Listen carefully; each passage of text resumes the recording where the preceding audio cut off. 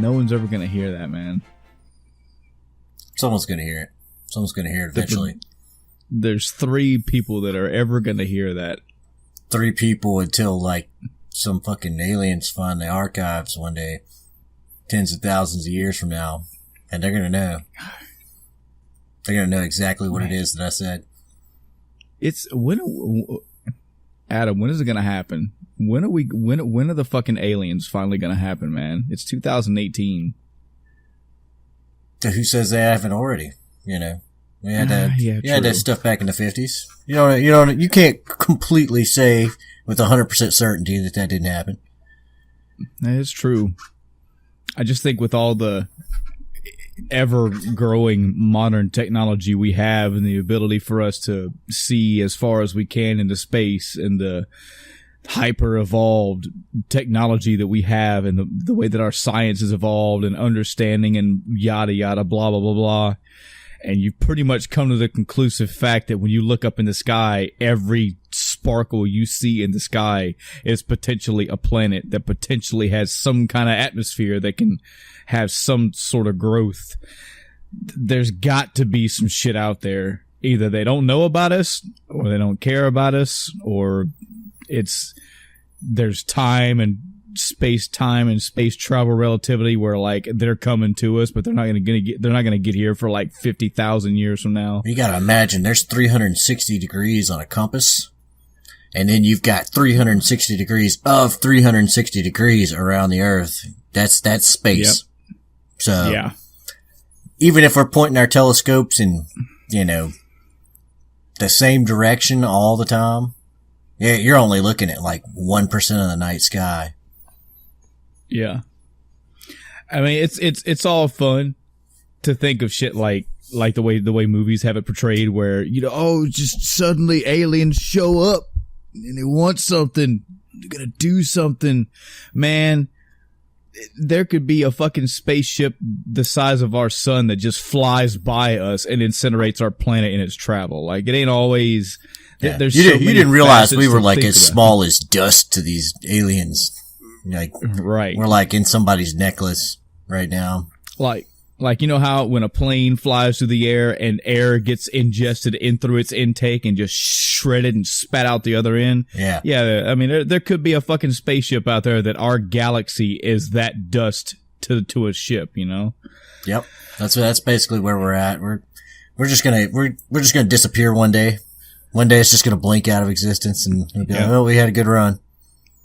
We have to hope that something out there, some race of something sees us, can see us, chooses to see us, and then maybe you're hoping that they have a curious mind like the human mind is. Oh, hey, I wonder what that planet's all about. Yeah, most likely what you're going to run into is like the animal, like, aliens, where we go and there's like a planet full of like horse level intelligence creatures, and we're just like, we found life on other planets, but it's kind of crap. Right. I like the movies that portray aliens as like they're not bipedal or quadrupedal. You can't really perceive them. They're like light almost. Or even that there was another movie that came out last year, Infinity War. Yes, where they're big purple nutsacks that they're trying to find power stones to deal damage. That's cool. I'm trying to think of that movie where the aliens came down and like we sent scientists up there to talk to them, and it was all about the logistics of trying to talk to an alien species that is actually trying to talk to us and communicate in some way. Yeah, I think I saw the trailer like that. For is that. Interesting. It's like Close Encounters. What was it? Close Encounters? No. Contact, maybe. What was the one with the lights, and the lights had like a different tone for each one? Yeah. Close Spielberg. Encounters. Yeah. But I think that's the kind of level that I think of when I think of aliens these days. Like I'm too old and way past that they get out of a ship and they got laser guns and they want to kill everything because they want water. Who knows? I like the idea of something arrives on Earth and they're almost like they don't even fucking care about us. They're just here for a pass through, or maybe they're just checking out what we are. What is it like for humans to try to talk to these things, to try to understand what they are? That's what that movie did. They spent like, it wasn't just a couple days. I think the movie's the time span was like several months, and it was. We sent a couple of the world's or one of the world's most intelligent linguistic personalities to go, hey, can you somehow figure out what they're saying to us? Can you figure out if they're even saying something to us? I like that idea before we even get to the idea of, okay, now why are they here? Turns out they're the dude bros of the alien culture, and they're just fucking with us, drawing dick pics and shit. We think they're saying something profound and prophetic, and it's just... They're like, suck it, human dudes, fuck you. They're talking to each other, and they're like... And when the translation is like, they totally think we're awesome. And they're like, yeah, no, dude. Get fucked. Human shit. But, yeah... we as humans, because we are humans, think ourselves, we're only used to what is here on Earth. And even to the most badass animals like elephants and tigers and shit, we think we are the hot shit. And because we think that way, we always portray in media that when aliens do come here, like, hey, we want you, or we want your shit. Man, aliens could be so, if I think that they're so fucking evolved in their science and their technology and their space travel, they're like, man, you humans, like, we have nothing to do with you. What the fuck do we want from you? Like, we have metal that can bend time. Like, we don't, what are your fucking pineapples gonna offer us? Till you find out that pineapples are their source of fuel, and you're like, oh, I get it now. Okay. It's like, oh, you use water for fuel. Well, shit. Well, fuck. No, we need that to drink. Oh, man. Wasn't there a Tom Cruise movie about that? Yeah, the remake for the War of the Worlds, that was their thing. Like, they... No. I mean, there was like one where he was like with this chick, and like the aliens were stealing the water, these giant vacuums. Oh god, there were like multiple Tom Cruises and this woman all over the place. I don't recall this. God, man, I can't remember. I can't remember the name of the movie. Somebody out there will let us know. But somebody out there somebody out there correct us on that. We'd love to know. Because the only Tom Cruise alien, I mean, I know there's the end of days, or yeah, not the end of days, the end of days of tomorrow, days of tomorrow past. Days of tomorrow past. Yeah. You see like derpy Wolverine. He's like, dude. Yeah, I got the claws. I got the claws. Hashtag Tom Cruise Logan. Make it happen. Make it happen. Days of tomorrow future. I don't know why, but I so revolve around that fucking title in this pot. This is the second time that I've made a fucking title of a movie incorporate End of Days for some reason. Edge of Tomorrow is the movie I'm thinking of, which I know Adam has seen. Yeah. I'm pretty sure Edge of Tomorrow is the one where it's Groundhog Day, but with war. Yeah, Groundhog Day. Groundhog Day with robots. Chris, if you haven't seen it, go check it out. Audience, period. If you haven't seen that movie, check it out. It's a great fucking movie. Yeah, Tom Cruise fucks with aliens a lot. Now I think about it. I can think of like 3 separate movies where Tom Cruise is fucking around with some aliens now. Yeah, I remember in Independence Day. Yeah, I think he fucked an alien in Independence Day. He did. He fucked Data. Him and Will Smith. Data and Tom Cruise fucked that alien in Independence Day, didn't they? Yeah. The guy who played Data, he was like a scientist or something. Oh, yeah. And he was boning that fucking alien down there. Tom Cruise was like, let me get some of that. Let me get some of that shit. Will Smith is like, damn, sucker. He's like, the fuck's wrong with y'all? And then he smoked a cigar and walked out. Well, so as they're both So as they're both DPing the aliens, Will Smith's above smoking a cigar going, "Welcome to Earth." Which, you know, it's got a completely different context when you put it like that. It's like, oh. I should look this up right now, but I remember there being a I think it was a tropes thing that got snubbed. You know that usually when people think about Independence Day and Will Smith, they always revolve around that line where he goes, "Welcome to Earth," but he never says it like that. Oh my God. Is that like a Mandela effect thing? Yeah, he says, "Welcome to Earth." He doesn't say like he's fucking from the fucking Chicago. "Welcome to Earth." He doesn't say Earth. With an F. He doesn't say Earth. Yeah, URF. Welcome to Earth. Welcome to Earth. So for some reason, the world and the media has spun like, oh, that Will Smith movie where he says "Welcome to Earth." No, he doesn't say that. He says "Welcome to Earth." He says it like a fucking normal human being. It says it like he's got like an education. Like he know, yeah. Like he might be a fighter pilot or something, you know.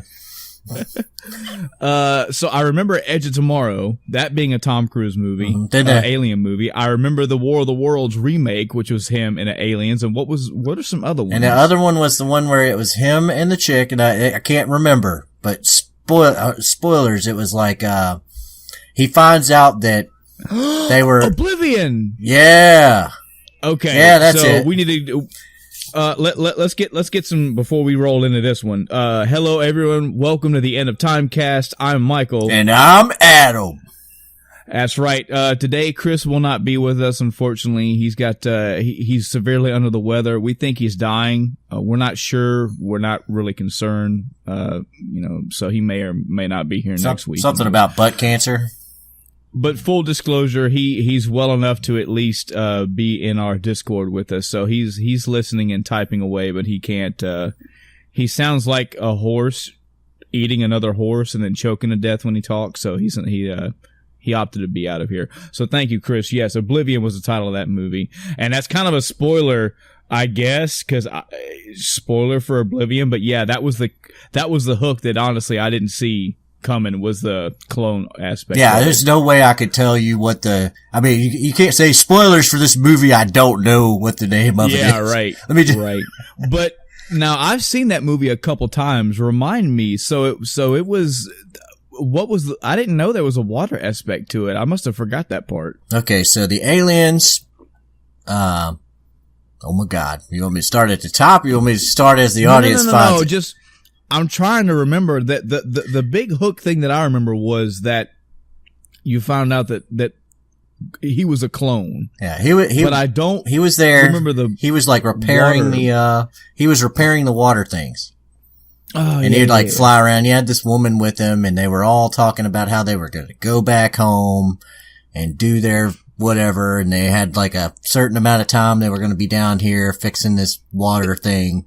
Are you still an effective team? Yeah, are you an effective team? And he's like, oh yeah, I'm an effective team. Yeah, and, fuck. Well, comes to find out that the aliens actually conquered the planet, and they cloned like this one dude and this one chick and put them all over the world to fix these water things they have everywhere. And the water things they had they were siphoning water from the earth. Okay. Yeah, they were like, God knows what they were going to do with that. It's either fuel or they used it to reproduce, or I don't fucking know, but they were taking the water for some reason. Probably. They were taking the water for some reason, and Tom Cruise was helping them facilitate that, but it wasn't really the real Tom Cruise because there were like 4,000 Tom Cruises. Yeah. I remember that scene whenever he sees himself, that's such a GIF-worthy picture of him going, what? He's like, but I'm the star. Yeah. You're dangerous. Man, this is a whole, Adam, me and you get together talking, man, we can fucking spin off on 27 topics in one day. Cause I just thought of another thing about this guy is that Tom Cruise gets today, Tom Cruise still gets that fucking, you squint your eyes and you look at him out the corner of your eyes like, I don't know about that guy, man. Remember that time he went fucking crazy? He got some of that Maggie Gyllenhaal poo nanny and went crazy, and everybody thinks he's crazy, and the whole Scientology shit that spun around him. And yet people will still go watch his movies. That's because he's a total badass. He's still a good fucking actor. He's a great actor. I mean, yeah. He does his own, he makes it a point to do his own fucking stunts to the most, to this at least safe degree he can. That's you fucking can, you can say whatever you want about him, but the dude is a professional and he does his job well. So he makes good movies. And when you make good movies, people want to see you. So. Yeah.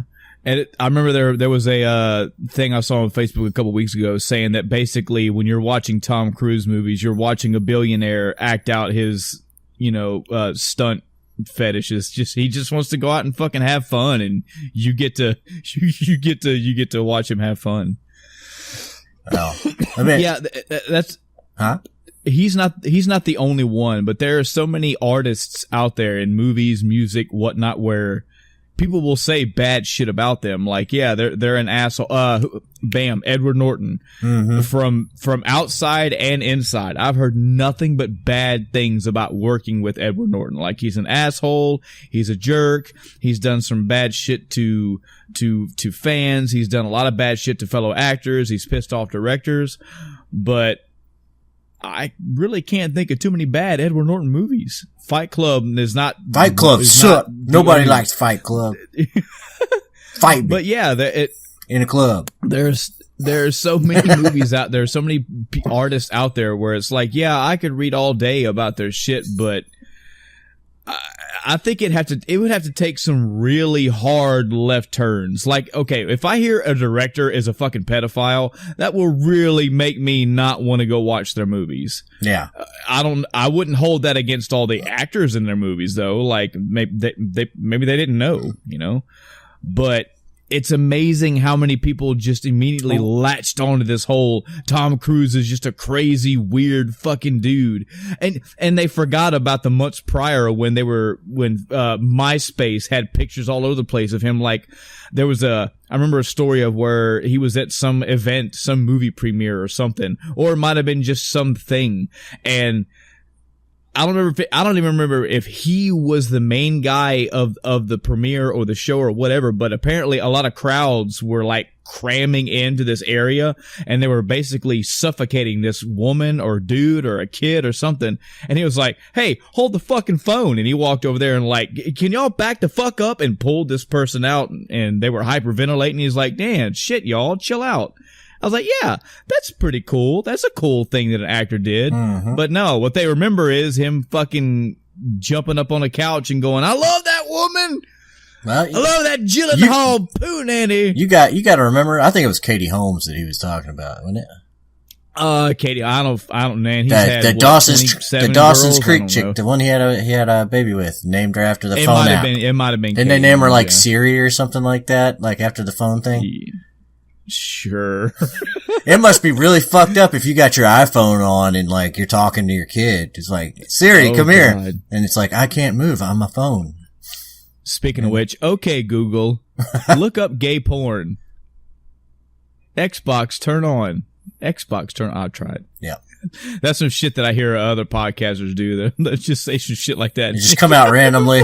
It's like, "Oh God. Oh shit. Oh, no. The first time you do it, that means the algorithm saved that shit. So that's good. You're going to get suggestions for the rest of the year.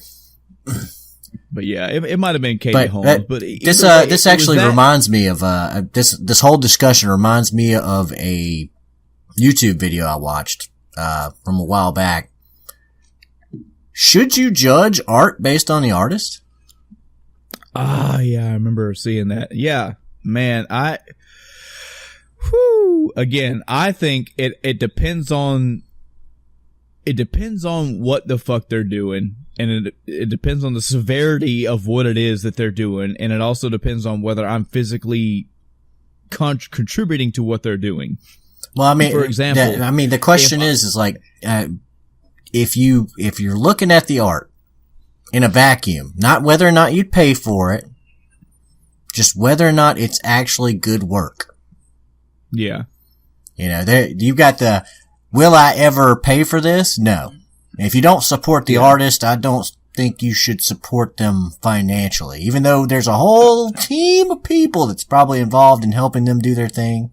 Like Tom Cruise, he's got, writers and directors and the stagehands and the other actors and all that other stuff. If you don't like Tom Cruise, doesn't mean that his movie is going to be directly contributing to his pocket. But, yeah, I don't know. I would say it could expand to things that are not just art. You know, let's say the person that does finally come around and find the actual knock it out in 5 days cure for HIV, for AIDS. What if you find out that person actually was a fucking serial rapist murderer that was so smart and intelligent that they were hiding bodies in their lab? Oh, and they were a pedophile too. Like, does that denounce the cure? Does that take away from the guy that just saved millions of lives? It does. It takes away from them. It doesn't take away from their. It takes away from them. It doesn't take away from their work, however. But that doesn't mean, and obviously, cure for cancer or AIDS or whatever, we're talking about here is different than a TV show or a movie or a video game. Or, something that you take very, like, if you hate George R. R. Martin's personal feelings on the use of Crisco, that doesn't make his book suck. Yeah. You know what I mean? Yeah. That doesn't make the movies the TV shows based on his book suck either. All those things are different things, and they're all, most things in life are a collaboration of different talents coming together to make a product. You know what I mean? Yeah. So I kind of take that into context too. If I absolutely hate something, I think this is attributed to us being social beings, because it's keen to imagine us looking at something in a vacuum, but unfortunately, especially in today, and it will ever increase the more socially connected we become, we are always surrounded by outside influences. So you might have saw this awesome movie and thought that movie was cool, and in 4 days from now you were flipping through Facebook going, man, I wonder what my brother's doing today. Oh man, I want to see some pictures of my cousin's truck that he bought. And then oh yeah, by the way, this actor apparently fucking brutally murdered his wife in cold blood and then like burned his kids alive. Yeah. The worst thing about being a celebrity is that your worst day is going to be remembered forever. Ain't that I fucking hate that, man. And if they lose their shit one time, it is in the permanent record of human history. Yep. Yep. You have it. I've had bad days that I, look back on and I go, man, I could have done better that day. Yeah. I could have done better. I'm thankful that I could, hide them from other people so it doesn't reflect on me now. Does that make sense? For now.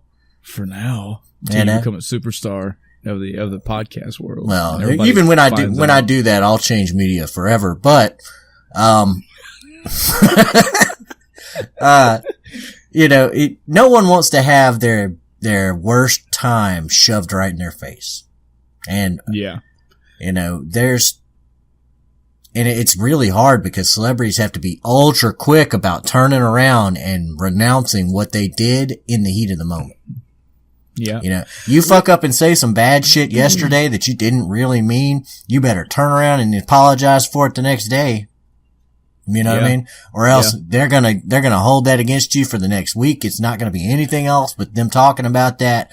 Mike Wills said that he likes, cats instead of dogs. That motherfucker! Oh, no. That motherfucker! And the fucking dog people are beating down your door and holding protests and, all kinds of dank memes are being created, Oh god. Dank memes about me would be so awesome. So, and that stuff is going to live forever. So you have to, you almost can't take it back once it's out there. You probably can't take it back once it's out there, but if you can at least take some of the venom out of it really quick. But that takes a lot of gall to be like, you know what? I really did believe that 12 hours ago. I think all that as well is determined on some other, things about these issues I can't English right now, I guess, is how often have you done this? Like, is this okay? You did it? You begged forgiveness of the world. Did you do it again? And two, again, the severity of whatever it is. If it comes out that you fucking told a lie and, oh man, it was a really bad lie. Well, I mean, shit, man. I don't know how we're getting so fucking deep in these conversations, man, but this is something else I've dealt with my whole life, and I've tried my absolute best to tears to not be this way, but I cannot stand people around me that act as though they are so perfect that they don't make mistakes. And either they don't make mistakes or they don't I don't make them as often as you do. Like, man, everybody fucks up. All it takes is a weird / bad set of circumstances for somebody to go, you know what? I'm taking a left. I'm just taking this left. And you take the left and you burn something to the ground and you go, oh, fuck. I should not have done that. Well, everybody around you goes, wow, so you're a fucking left taker, huh? And you're like, you know what? Maybe you took a fucking back sometimes. Yeah. Just because you know about what I've done, who knows what you haven't done? Well, and that's who doesn't know? And that's the thing is, I think they got to be really big people on the inside, or at least have a really good PR team to be like, you know what? Yeah. I don't give a fuck what you say. You need to apologize for this. And just renounce it immediately so that it doesn't do damage to your career. And that can be really tough if it's something that is like a cause you believe in or something you don't believe is actually wrong in the first place. Yeah. Yeah. So, you see this happened recently with that EA guy. You remember the whole Battlefield debacle or whatever? Remind me. Okay. Battlefield 5 had female in the trailer. Okay. Mm-hmm. Everybody kind of immediately, I think even we did it. We kind of keyed in on there's nothing wrong with having females in the World War II game. Right. This guy, the lead developer over at DICE, he kind of came out and went after the fans. Kind of went after the fans a little bit. He said basically they were uneducated, Well, you had a vocal segment out there that was against the women in gaming or whatever. Mm-hmm. But I'm willing to bet that the majority of the good people, which is the majority of the people, were like, okay, well, this is kind of out of place. She's got cyberpunk aesthetic in World War II with all these weird tats and this weird haircut and robotic arm and wielding a cricket bat, and this other guy's got a katana, and there's just... Yeah, this is not how people in World War II looked, and this breaks the immersion, and I'm kind of upset with this. And he said everybody that he kind of went after the fans, he said, well, just because you're uneducated and stupid, doesn't mean we got to change our game for you. If you don't like it, don't buy it. And this guy lost his job for that. Yep. And I get it. I get the whole doubling down on your principles or whatever, but what he should have done after he realized that he had just kind of generalized a giant group of people is immediately put his foot in his mouth. But it's kind of been just an ongoing snowball effect now, because you have, he didn't apologize for it. EA fired him, but EA didn't apologize for it either. Yeah. So you've got this giant, chain of, bad PR decisions that have kind of gone back and forth. Oh, EA's kind of paying for it now. They had to push Battlefield back. Their stock prices went down. Yep. Not looking good for them right now. And that's all because they didn't do what I was saying. You have to come out and you have to get ahead of that stuff before it dogpiles you. Yeah. You know what I mean? And it was somebody saying their piece, That guy was just sharing his honest opinion, and perhaps it wasn't as well thought out. Perhaps it wasn't, perhaps he didn't take the time to consider all the different factors that were going into something. Did he deserve to lose his job? And you make a big generalizing statement. Maybe if you're in a big position like that, you got to know what you're doing before you open your mouth. But yeah, he's just a person. You know what I mean?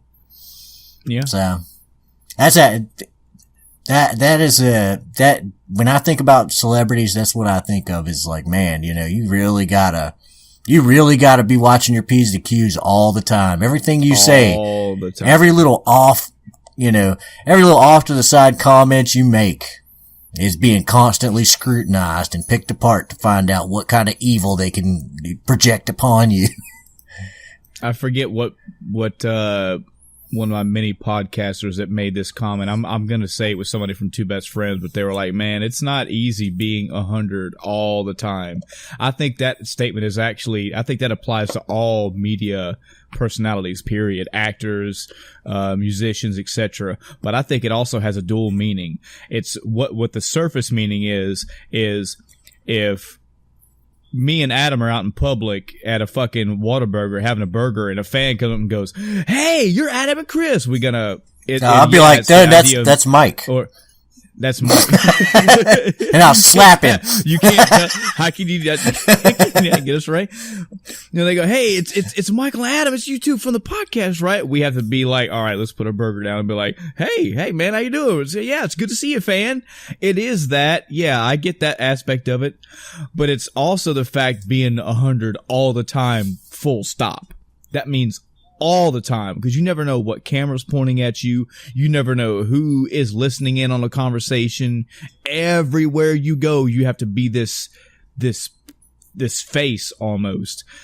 And I imagine that's an internal struggle for many artists out there. It's like, how about I just be me?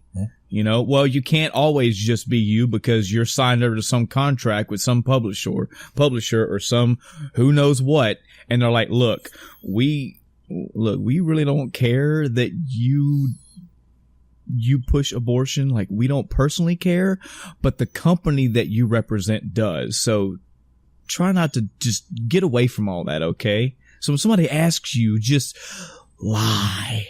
Or just don't say anything. Just have no comment. Like, well, fuck, man. And you're like, but you're like, I feel really strongly about this issue, so I want to make a comment. Like, and then you got to make that internal decision. Do I want to keep this job? Is it worth losing? Yeah. There's a guy, that one dude, the football player guy with the national anthem. He's going through the same shit right now. Yeah. It worked out for him though, because he got a secondary deal after he lost his NFL job. Yeah. So that worked out for him. It doesn't work out for everybody. A lot of people know his name, notoriety or not. A lot of people know his name. Yeah. What was it? But going back to your whole McDonald's reference or whatever it was, Whataburger, TM, paid sponsor. Paid sponsor. Paid sponsor. Yeah. Whataburgers are so good. Oh, good when you take a burger, you just dip it in water and you try to eat it. Yeah, Whataburgers. They go down easy. Soggy, they come out fast. Pile of slop. I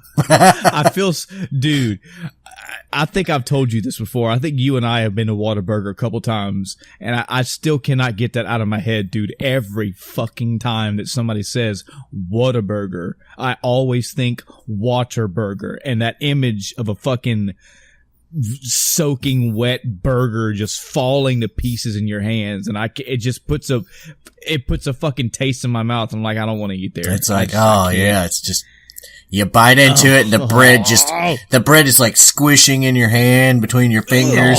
Yeah, it's just like your fingers go straight to the meat patty.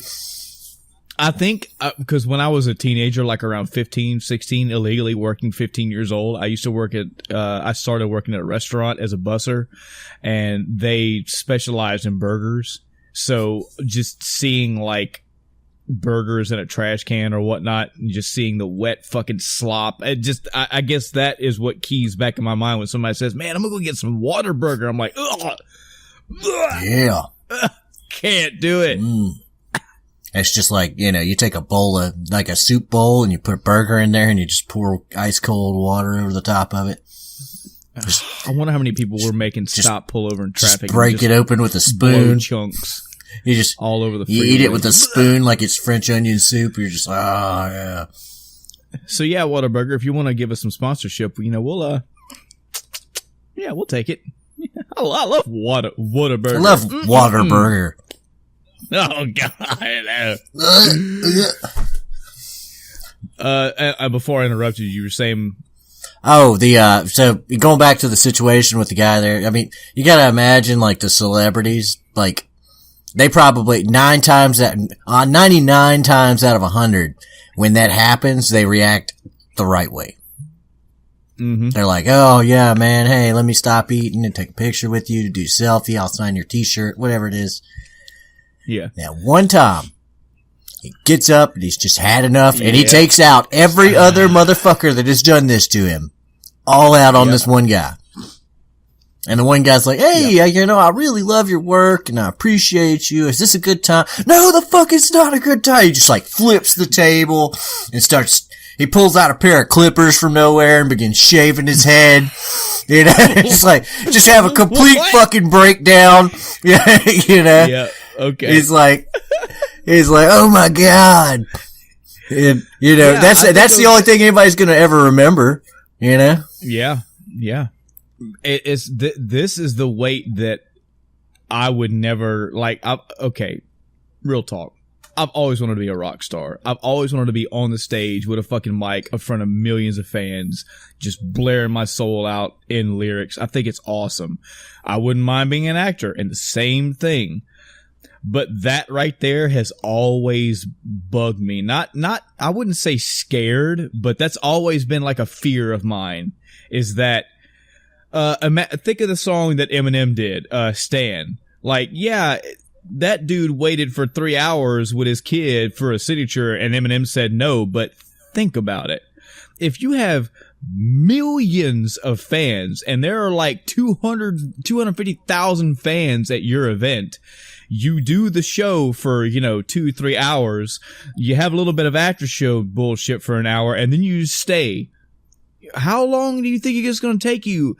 You would have to be damn near a fucking robot with an assembly line going, all right, signature, next, signature, hey, thanks, I love you too, signature, next, yeah, thanks, appreciate it, yeah, the movie was good, yes, it seems like at first when you're a small time person coming up and you have those fans, kind of like us, I guess, it's real easy to have those 6,000-7,000 people when you only see like 10 or 12 of them every other day and be like, man, thanks for that fucking forum post, or thanks for spending the money to go see my movie, or thanks for buying my album, buying 2 copies and giving a copy to a friend for pushing me out there. And here's a signature. Yeah, let's sit and chat for like 5 minutes about general life where you're just telling me thanks for all the things I do.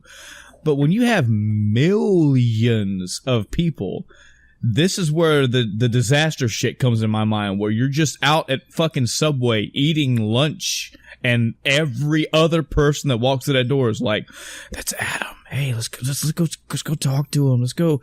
Don't bug him easy. Just a signature. What's a signature? Look, I got a Sharpie and a fucking thing right here. It's 4 seconds. He could scribble it and move on. And it sounds so small to you. But when there are thousands of people doing that, like every other person you pass on the streets, like, hey man, I love that fucking episode of your podcast. You're like, yeah, thanks, man. Yeah. It's all fun and games till you're being strangled with that little Subway bag. You know? Yeah. That stuff, I do not envy them that famous nature at all. I do not. I think that's when they get to the, wearing baggy clothes and sunglasses and giant fucking 10-gallon hats everywhere they go. They got like a fat suit. And they got a beard growing out. Swapping cars. Yeah, having a fucking entourage of bodyguards around and be like, hey, no, get away. They're literally trying to eat breakfast. They're taking 15 minutes of their life in peace to eat. We know you liked him in fucking Gone in 60 Seconds, but Jesus, let them be. Oh, man. Thankfully, we'll never be that fucking famous, right? Speak for yourself. Right? Adam, what have you been doing this week? Oh, God. Actually, you can fucking man, you haven't been here in like 6.5 years, man. Oh, man. You can tell us what you've been playing, what you've been doing, what you've been watching. You can play some Adam catch up for a bit if you need to. Well, let's see. What have I been playing? Well, I went back through Pillars of Eternity again, so that was good. Went back like all the way through it, finished it Went back through the first game. I'm in the process of going back to the second game now. The second game, oh god, so good. And furthermore, they've released a couple extra DLCs since then, so now I'm having to go back on my original file and finish those out. Good stuff. I don't know if y'all have talked about it yet, but have you seen the new Valkyria Chronicles? I've watched the trailer for it, but that's all I've seen about it. Oh yeah, it looks really good. I hear a lot of people saying that it's going back to from what I understand, Valkyria Chronicles 1, very good, which I know I played it. Valkyria Chronicles 2, also good. It's a good sequel. It's pretty damn good. Third one, it kind of skews a little bit. Apparently the next one is not good at all, but this one is supposed to be going back to its roots from what I'm hearing. That's the big press I'm hearing. From what Easy Allies said, I watched their review on it. They said this is exactly what the fans wanted before they came out with the anime, before they came out with the next two sequels. This is exactly the sequel that the fans wanted.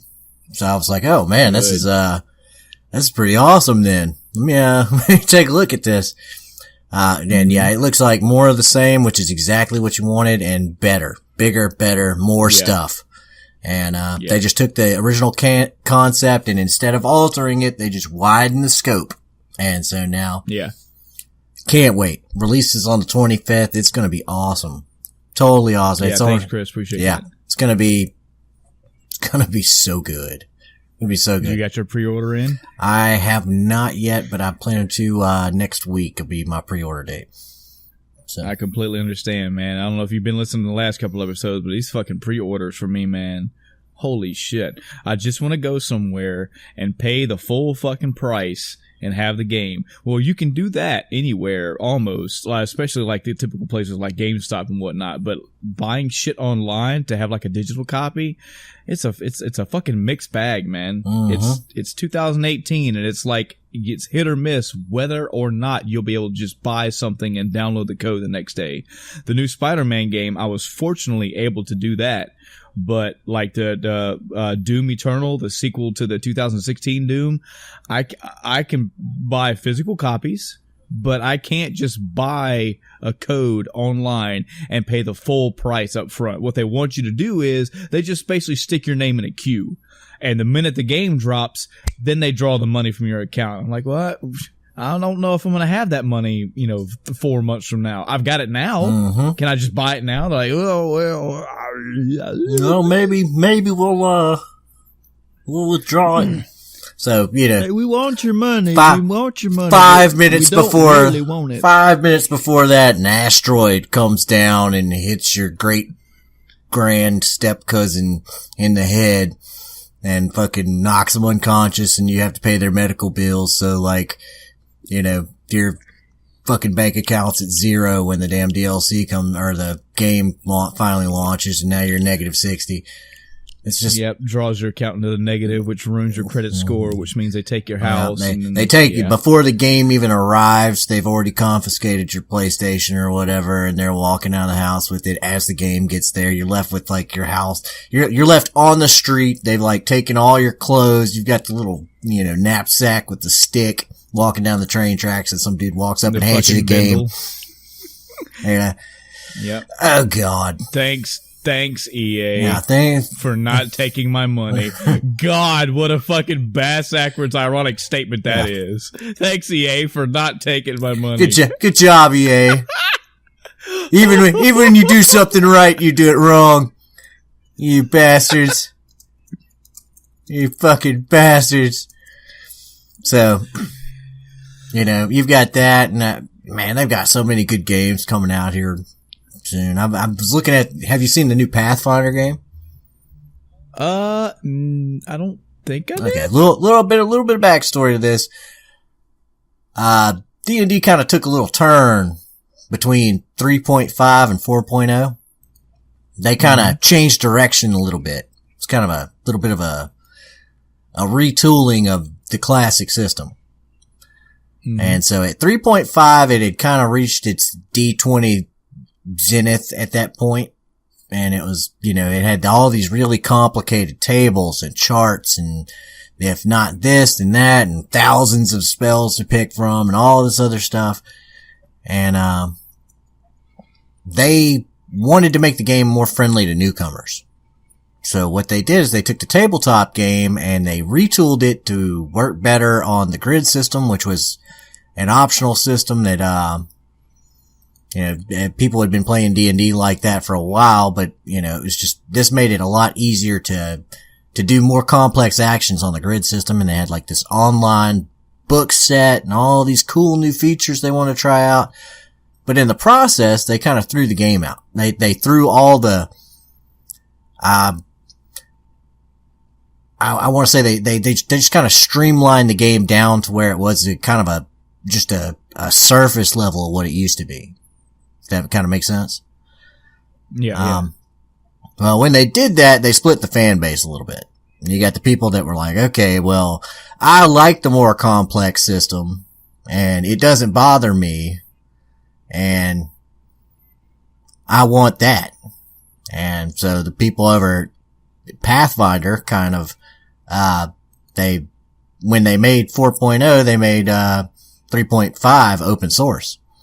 So they just went copy, paste, rewrite all the realm history, come up with a new thing. Boom, you got 3.5. We'll just add on to the system a little bit and tweak it and twerk it. So it's kind of like if, D&D as a tabletop game just kind of branched off in a separate direction at 3.5. Mm-hmm. After 3.5, you have Pathfinder, which continues 3.5 and expands upon it and changes some core elements. And then you have 4.0 and then later on 5.0. And it's not to say that, 4 and 5.0 are bad. They're just a lot different than 3.5 was. Right. So they've decided to make a game. D&D has been making games forever. I mean, I've told you about Baldur's Gate and, Neverwinter Nights and Icewind Dale and all those kind of games. All based on D&D games. Now you've got your first Pathfinder game coming out, to my knowledge. And it looks really freaking cool, to be totally honest with you. The system is really in depth. It's got all the things that I liked about 3.5 in there because there's a lot of, very intricate character building that's going to go on. Nice. So, starting off, you're like, okay, well, what race do I want? What class do I want? What subclass do I want? What kind of special feats and where do I want to put my stats at to get what feats and all this other kind of, it looks good. The choices look good. Everything I've seen from it looks like it's going to be a good game. Now, cool. I'm kind of excited for it. It's called Pathfinder Kingmaker. Should be a pretty good game. I think it comes out later this month, actually. I think you can actually play the beta right now if you download it now, but it should launch, it's either next week or the week after.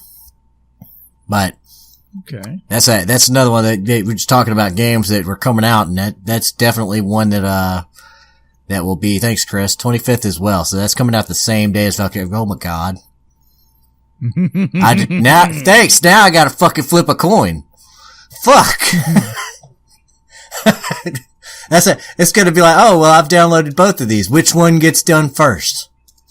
Actually, no, it's not even gonna be that, because the one that gets done first is the one I click first. So now I've gotta flip a coin to see which one I click first.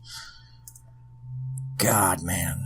Don't you hate it when you have like these revelations and like now your whole fucking, yeah. It's the curse of the wealth of choice, man. Man. Well, it's a good dilemma to have. This is first world problems. Oh, yeah. Yeah. First fucking world problems, man. Yeah. Oh, man. Let's see.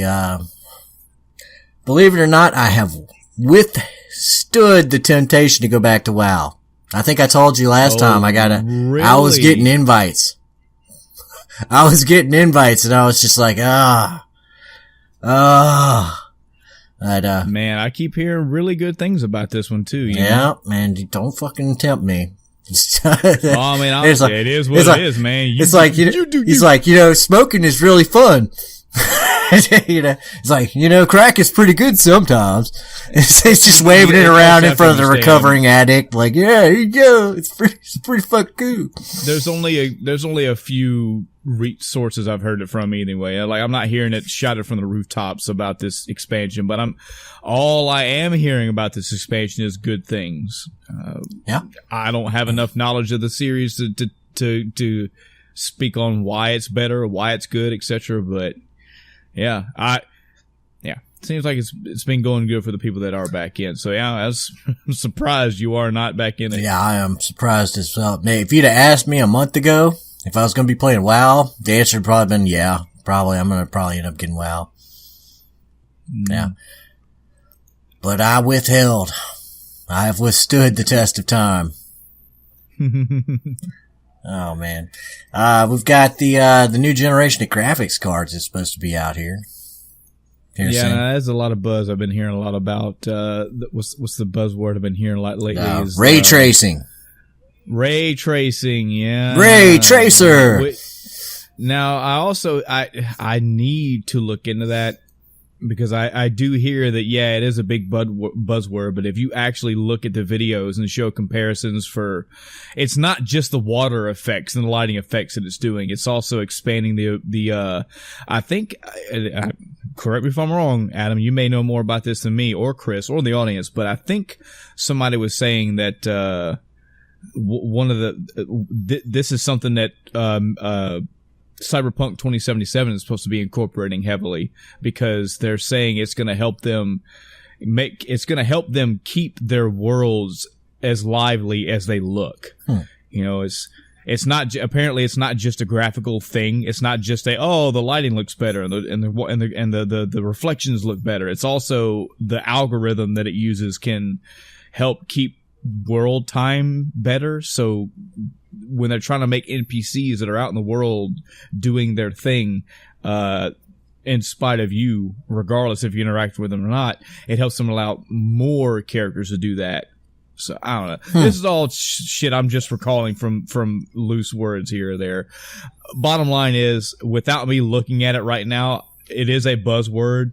A buzz phrase, ray tracing. And I hear that if you actually go look up YouTube videos of what this does and comparison videos of what it brings to the table, it's apparently pretty fucking cool. It sucks that it's new cards, so you're looking at $1,200 to $1,500 to get this shit realized in your home.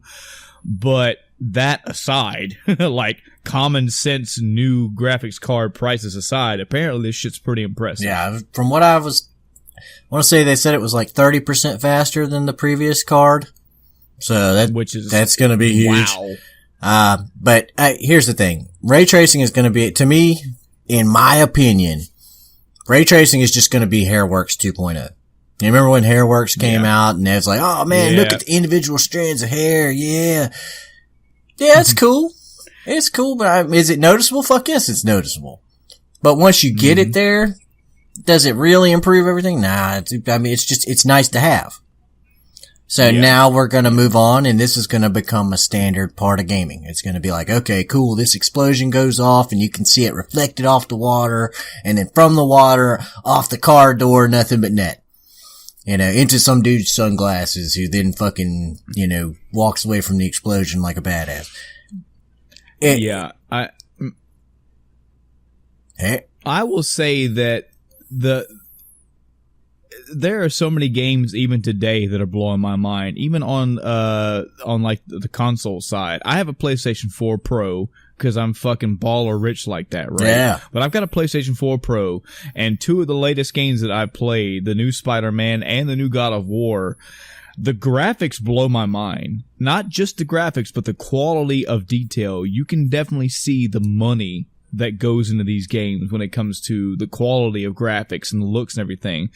And Adam, I think you can agree. That's cool. It's always good to see good graphics on things. But when you show me a game like Cyberpunk 2077 and you tell me something like, okay, if you wanted to, for a in real life 24-hour period of time, you could follow this one NPC through their whole life and you will see their life play out. But the next 24-hour session, they will be doing something else. Like, we're beyond just having a couple, they walk down the street, they look like they're looking at a sign. They stop at this shop and sweep. They pick a phone up and go, mom, mom, mom, mom, mom, and then they go back home, and then they repeat that cycle. Yeah. That's fucking 1995 idea of technology, of gaming advancement to me. 2018 I need to see a solid week of them doing shit differently. I want to see them eat, sleep, shit, repeat, I need to know that in a 20-hour period of gameplay, when I walk by this NPC the first time, I'm going to see them in a pizza shop eating pizza. Yeah. And the next time I see them 20 hours from now, they're going to be across the city visiting a family member in a house. Like, that's impressive to me. The fact that I could see the fucking puck marks in their face where they had acne when they were a teenager, that's window dressing. The fact that when they're walking, you could see the individual strands of their hair, that's window dressing. The garment detail on their blue jeans, how it looks so real when you get close up. That's cool, but that's window dressing. What is the life of this game like? What are the things that you can do in this game besides making things look if I go out in front of this guy's house and I just savage his car, does he have to go to the auto shop, or did I ruin his life by making him lose his job? What did I do to this guy? And you never see that. And I do believe that is one of the directions that gaming will eventually go, is the farther into gaming we get, the farther back they have to pull that curtain back. I don't want to say, I'm starting to see strings, I don't want to see strings. Mm-hmm. So you're constantly having to make the strings smaller and more farther out of the way. And this is just one more facet of that. I think, you know how I described to you, like, having a unified physics engine. Mm-hmm. And this physics engine would be the same if you were playing Madden, or if you were playing a racing game, or if you were playing a baseball game. It's all the same physics. Physics is the same. You're looking at different properties of physics, but, and then they just kind of tweak it depending on whether they want action movie physics or, blah, blah, blah, right. I think this is going to be the AI version of that. It's going to be, we need to make a list of routines and have them constantly be adding to this list, and that to be used in game after game. It's going to be like part of the engine. Like, when they get the Unreal Engine, it's going to have all these different ideas and all these things set up to just go ahead and, implement, very easily at the end. That's usually the thing that holds everybody back, is it's very time consuming to put all those individual actions and try to put that into a flow chart. You know what I mean? Mm-hmm. But if half the work is already done for you, then you cut the work in half. Yep. I remember you telling me that, the way Star Citizen is working, it's magic. Like, it's basically was on a production cycle 24/7. Yeah. Where companies would basically do a bunch of work and then send file to other team, and the other team would start doing work. I like that idea for game development, which I'm assuming they're not the only one. I'm sure many other ones do it, but I like the idea of having such, think of, Ubisoft, how they're like, whenever you start up an Ubisoft game, they've got, this is Ubisoft Montreal, this is Ubisoft France, Ubisoft Paris, Ubisoft here, Ubisoft there, wherever. I like the idea of you having so many good developers on hand that you could damn near take a city block and present that city block to a developer, a team of 3 or 5, whatever, and say, hey, you guys have 2 years. I want you guys to make this city block as fucking lively and as interactable as you possibly can. You're going to have 2 apartments, 14 houses, a bakery, a diner, a gas station, and a fucking softball field. Have at it. And in 2 years, I want this to be awesome. Times that, times 100. So now when you put this city together, while the other big team is dealing with the main story and the side quests and the checkmark boxes and all that, the asset team comes in and goes, oh, by the way, boom, here's the world you live in. and it's all different. It's not one NPC copied 20 times spread across 20 miles. It's everybody's different. Now, this is really big-sided, but I kind of sort of got that feeling when I was watching the Cyberpunk 2077 trailer. I kept looking and I was like, where are the copies? Where's the clones? There's a black guy with a red mohawk and black jeans. Where is his clone in this crowd? Oh, I don't see one. Okay. All right. Now, the idea of following that guy and watching his life play out for a couple hours and be completely different. Oh, that's awesome. Yeah. That's awesome. That's what I look for. That's the growth that I want to see. This is a conversation that we've had on here about the graphical, the generation gaps going from like the PlayStation to the 64 to the PlayStation 2, et cetera, et cetera. I'm done seeing the graphics. Show me the power now. Yeah. Show me the quality of the game. Yeah. Jump from. At this point, it's like graphics, they are what they are. And getting better graphics is not bad. It's just, it's no longer the selling point it used to be.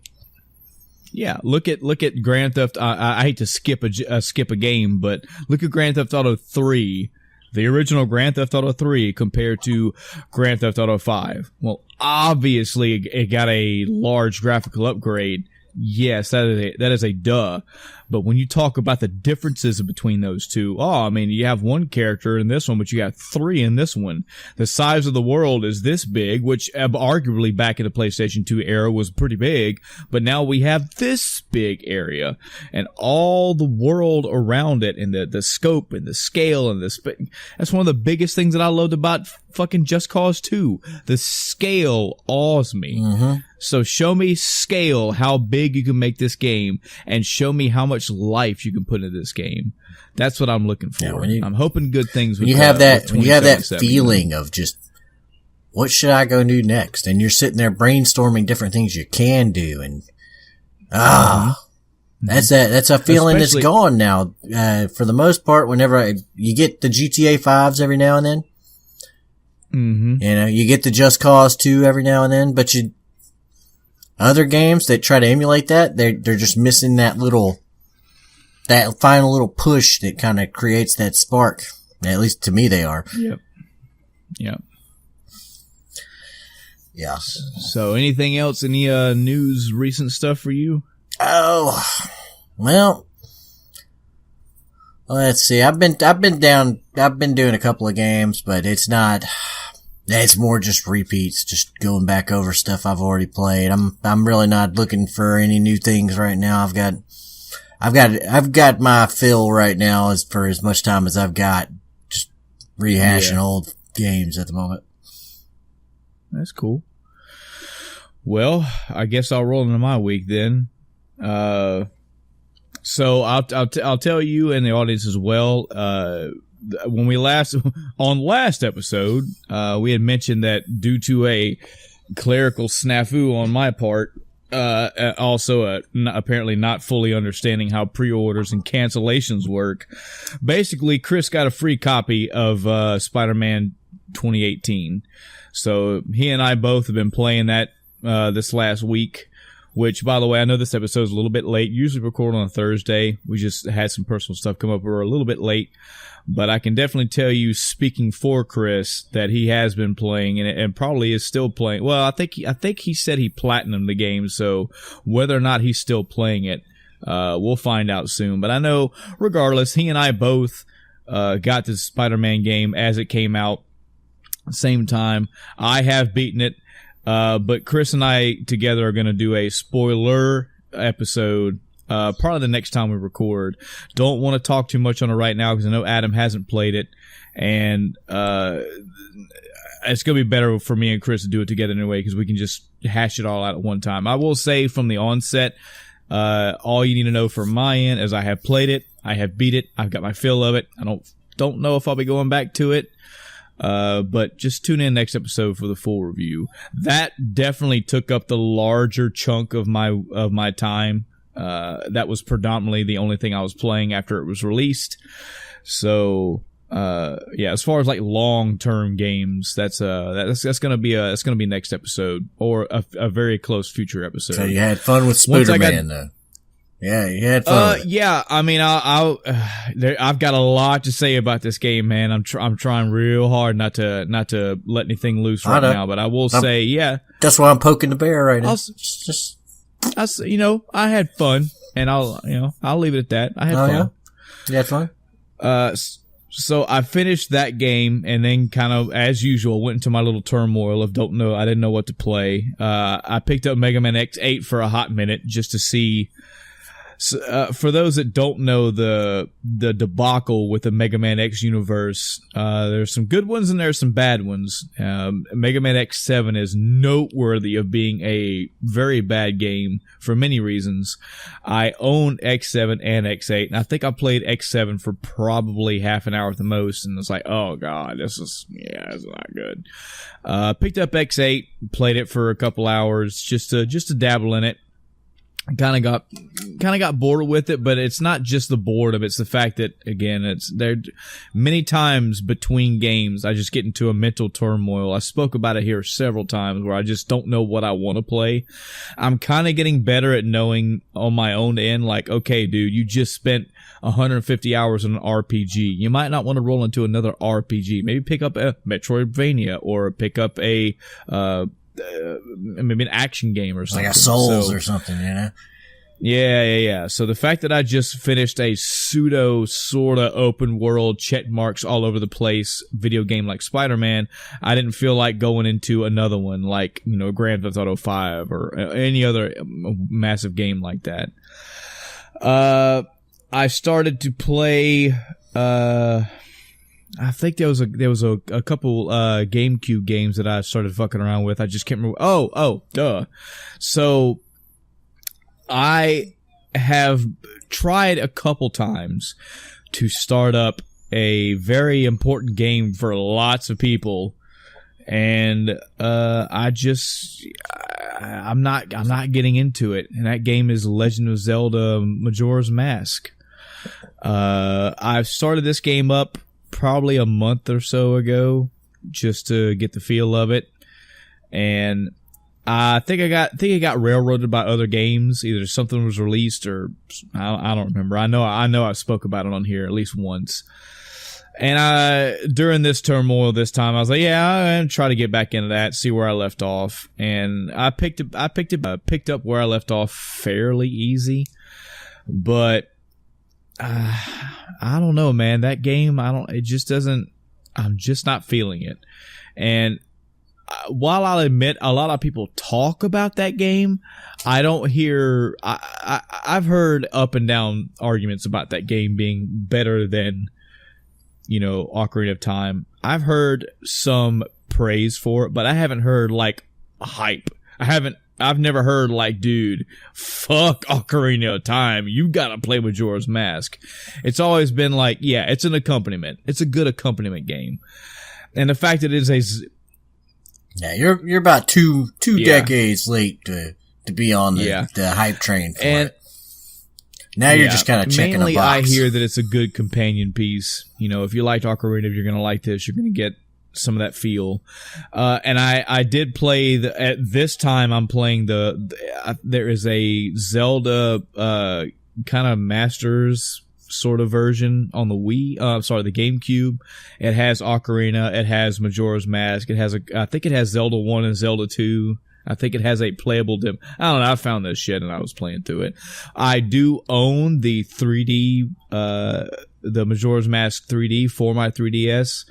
I don't know. I still just feel weird about playing a DS game, a handheld game in my home. So I was playing this version or not. I could probably pick up Ocarina right now and have a fucking blast with it for the 15th time. It's really hard for me to articulate what it is about Majora's Mask. It's a combination of things, man. I'm not really digging the eerie tone that this game is portraying. It is different, I will give you that, but that eerie tone just doesn't really suit me. The the gameplay is there. I mean, it's the typical Ocarina of Time gameplay. It's there. You're playing mainly as Kid Link, so it's not like it's a huge departure. I guess maybe I missed the boat, man. Kind of like you said with the hype train, man. Maybe I just missed it. I played Ocarina close to the time it came out. I played it.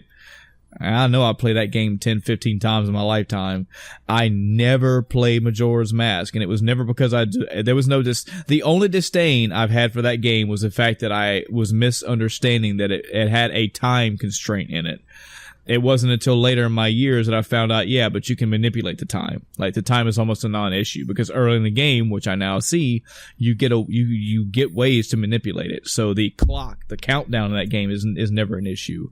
That always kept me from the game when I was younger, but it was after, 5 years of that game being out, 10 years of that game being out, it was just a victim of circumstance. I just never got around to it. And you would think with me having such a fond adoration for Ocarina of Time that this would be a shoo-in. It should just slide right in. But I'm indifferent to it. Like, it's not blowing my mind. I guess because games over the years have already blown my mind that this is like, I'm sorry. Your mind is just already splayed all over the place, and now you're just turning the chunks into smaller chunks. Now, I'm talking way out of my ass with this game. I've only put a couple hours into it, 2-3 hours at the most. I can definitely see and understand and will totally not take away from people that love this game, people that do put this game over Ocarina. I can get it, man. I'm never going to shit on somebody's desire for a game or love for a game. All I can tell you is I may, if anything, I may project my way through this game over time. I mean, I'm definitely never going to play a game just to play it. I'm never going to play it. That is a lie. I do that sometimes because I do want to get my genuine opinion on it. But it's also, if I don't feel like going through the game, I'm not going to force myself to do it, And this, I don't know, it's not bad, but it doesn't seem all that great to me either. The moment you feel like you're having to push yourself is just, you got to remember that the graphics, the mechanics, the music, everything's dated now. And you're not looking at it from the guy who's fresh off, the Ocarina of Time and is moving in and is getting bigger and better version of what he just played. You're getting 6-7 steps back. You're getting, you've already played the new Zelda and Twilight Princess and all the other ones that came out between this and that. And, now you're looking at like the prehistoric ancestor of what I can make this comparison. I played Legend of Zelda: A Link to the Past fairly early in my life. That was one of my first Game Boy games. And I love that game. I love it to this day. I think it's up there. I've told you and Chris this before. I've told the podcast before. This Link's Awakening for the Game Boy has rivaled my top 3 for the longest time. And it's only being slightly pushed out now by Breath of the Wild. It's up there in my Zelda games. I didn't play Oracle of Ages and Oracle of Seasons until it had to have been a decade, maybe even 15 years after those games were released. Like, they were way past the Game Boy games when I played them. But I love those games. I played both of them all the way through. I enjoyed them. I had a good time with them, and I was playing them outside of their hype time, out of their golden time, I guess. I've played Ocarina of Time several times, and playing Majora's Mask outside of its time, I'm not feeling it like I did with Oracle of Ages and Oracle of Seasons in relation to Link's Awakening. Those are sprite based though. Yeah, it's true. Good point. So, good point. Here's the thing. Gaming went through this weird phase, right? You had like the 2D era, and you had what you're looking at right now is the 2D era's equivalent of the Atari. Yeah, good point. Okay. That the 3D era was like in that fucking weird, horrible going through puberty fucking stage and like between middle school and high school where like mutant fucking hands are longer than your arms and shit. And then fucking awkward pictures get taken. That's where fucking this game came out. Look at how like disturbing and low those polygon counts are. Yeah. And you start seeing actual fucking triangles and they're like, yeah, that's a mountain. It's, those games are never gonna hold the same breath as a sprite game that came out in the Renaissance where it was like, okay, well, these are, this is timeless. That 2D just has that quality to begin with. 3D really takes up until about the PlayStation 2, maybe 3, late PlayStation 2 to begin like seeing the games where it's like, oh man, look at that. That's a pretty good representation. And that was PlayStation 2 like pushing the edge of its envelope, and PlayStation 3's fucking, because there were some bad ones in there. We still haven't quit. I don't think anything this generation has come out and been just utter garbage, but it's taken this long to get there. I'll also say again, it might not, it could be I'm just not in the mood for that game right now. Maybe I'll try it again sometime down the future. Maybe I'll pick it up from scratch, start all the way from the beginning, try to make it all the way through, see how it's like. But from my just a couple initial impressions, I'm saying that way. I think 3 hours is a decent enough initial impression of this game. I'm just not feeling it. So I played it for a little bit. I dropped it. And that's that. Yeah. I'm trying to think of some other games that I went through, because I may only talk about 3, but I swear I played about 9 or 10, just trying to figure out where I want to land. I did play Hollow Knight for a bit. I'm gonna end up going through that game for the 3rd time. The game is so fucking good. I'm glad it's got all the praise it's got. I'm glad that like every other game in the world, it's getting a Switch. It got a Switch release. Man, everything is going to the Switch, man. I'm telling you. But that game deserves everything it gets. A very good game. Oh, there's another topic. Did you hear about the little, what game was that where it was like Sony didn't want their players interacting with like the Switch and, Fortnite. What'd you think about it? Because Fortnite has a Switch version, right? So, yes. Yeah, I haven't followed that since the news about it got released, and I may have all the details very foggy and loose, but it was something like PlayStation wasn't letting their audience interact with all the other Fortnite players, basically. I think that's... Yeah, it's like the entire rest of the Fortnite community was all linked together, but not them. Yeah, that, man, this... So we talk about shit that it's 2018. What are we doing? It's still appalling to me. It's still it's the console wars. Fucking it's stupid. Another fucking thing that all boils down to corporate greed bullshit, where we still cannot live in an age. It's all about competition. Competition breeds yada yada yada. But you can't have these fucking big ass companies coming together and universally playing together. We're still touting so many of the same old arguments. No, the hardware just can't do it. The networking can't do it. It's whatever, man. It just sounds like excuses at this point. The gaming industry, small as it is still a multi-billion fucking dollar industry. You guys start spreading the fucking wealth and put your heads together and help us come together. Not having these fucking archaic 90s, they got their thing, I got my thing. Let's just all fucking have the gaming thing together, you know? They got what was the original? They came up with a response after they got criticized. They said they thought this was the best for their user experience. Not to get their ass whooped by fucking Xbox, PC, and Switch users. Yeah, I heard two best friends talking about it, where they're I think their PR for it was, yeah, we just know we saved you from that horror. You know, we're glad we pulled you away from from all that mess. We're saving you. Having to play with all those other people. So bad. So bad. So yeah, the last game that I know there's been a couple other PlayStation games that I messed around with, PS2 games, GameCube games. I think I broke out my 64 for a bit, was going to go through some of those. I just didn't settle on any of them.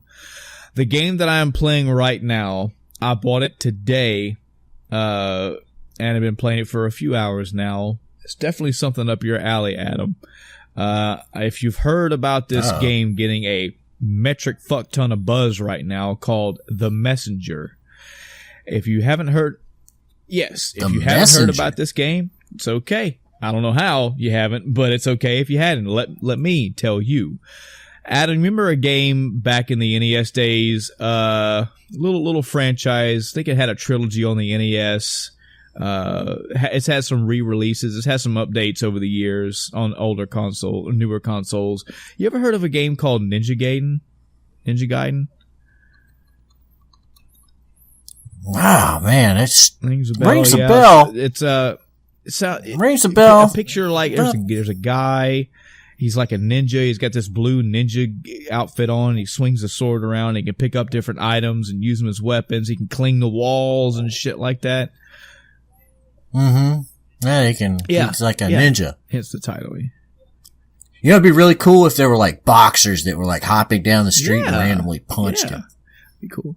So this game, The Messenger, is basically a 2018 Ninja Gaiden. It has that same gameplay. It has, I haven't come across multiple items to use, but the typical running around, jumping, cling to walls, slashing enemies, fighting bosses, fairly increasing difficulty as you go along. This one definitely seems a little bit more forgiving as opposed to the NES Ninja Gaidens, but that aesthetic, that theme is present in this game. And I've heard Gerard, the completionist, he did a whole entire video basically gushing about this game. I've heard lots of other media outlets. All of my typical casters and YouTube personalities have been talking about it. And I said, okay, I'll check it out. I actually entered a contest to get a free copy, and I was kind of holding off to see if I won, because if I did, I was just going to, so Damn. I didn't win the contest. So it's $20 right now on Steam. I'm sure eventually it'll drop down in price for you. But I have been playing it. I've only been playing it today, so we're talking maybe 3 or 4 hours. I've made it about 3 levels into it, and I'm enjoying it. It's not been blowing my socks off, but that may come in time. Right now, I'm playing it and I'm enjoying it. It's got a couple little features in it that are noteworthy. One is what happens when you die. There aren't any lives or continues in this, so as a Ninja Gaiden fan, you're like, wow, thank you for that forgiveness.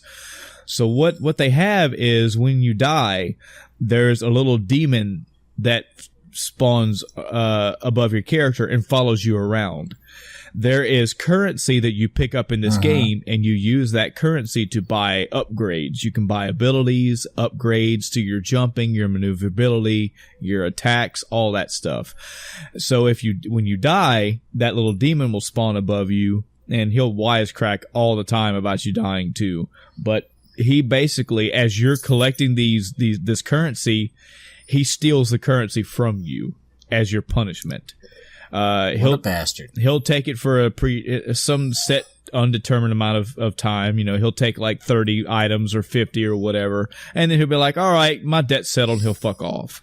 So it's incentive for you not to die because you want to keep your currency as opposed to having that fucker steal it and go nowhere. It's pretty cool. It's very forgiving. This is one thing that Ninja Gaiden fans from way back in the NES day will know firsthand. It's punishing. You know, you get 3 lives, you get a game over, start the game over.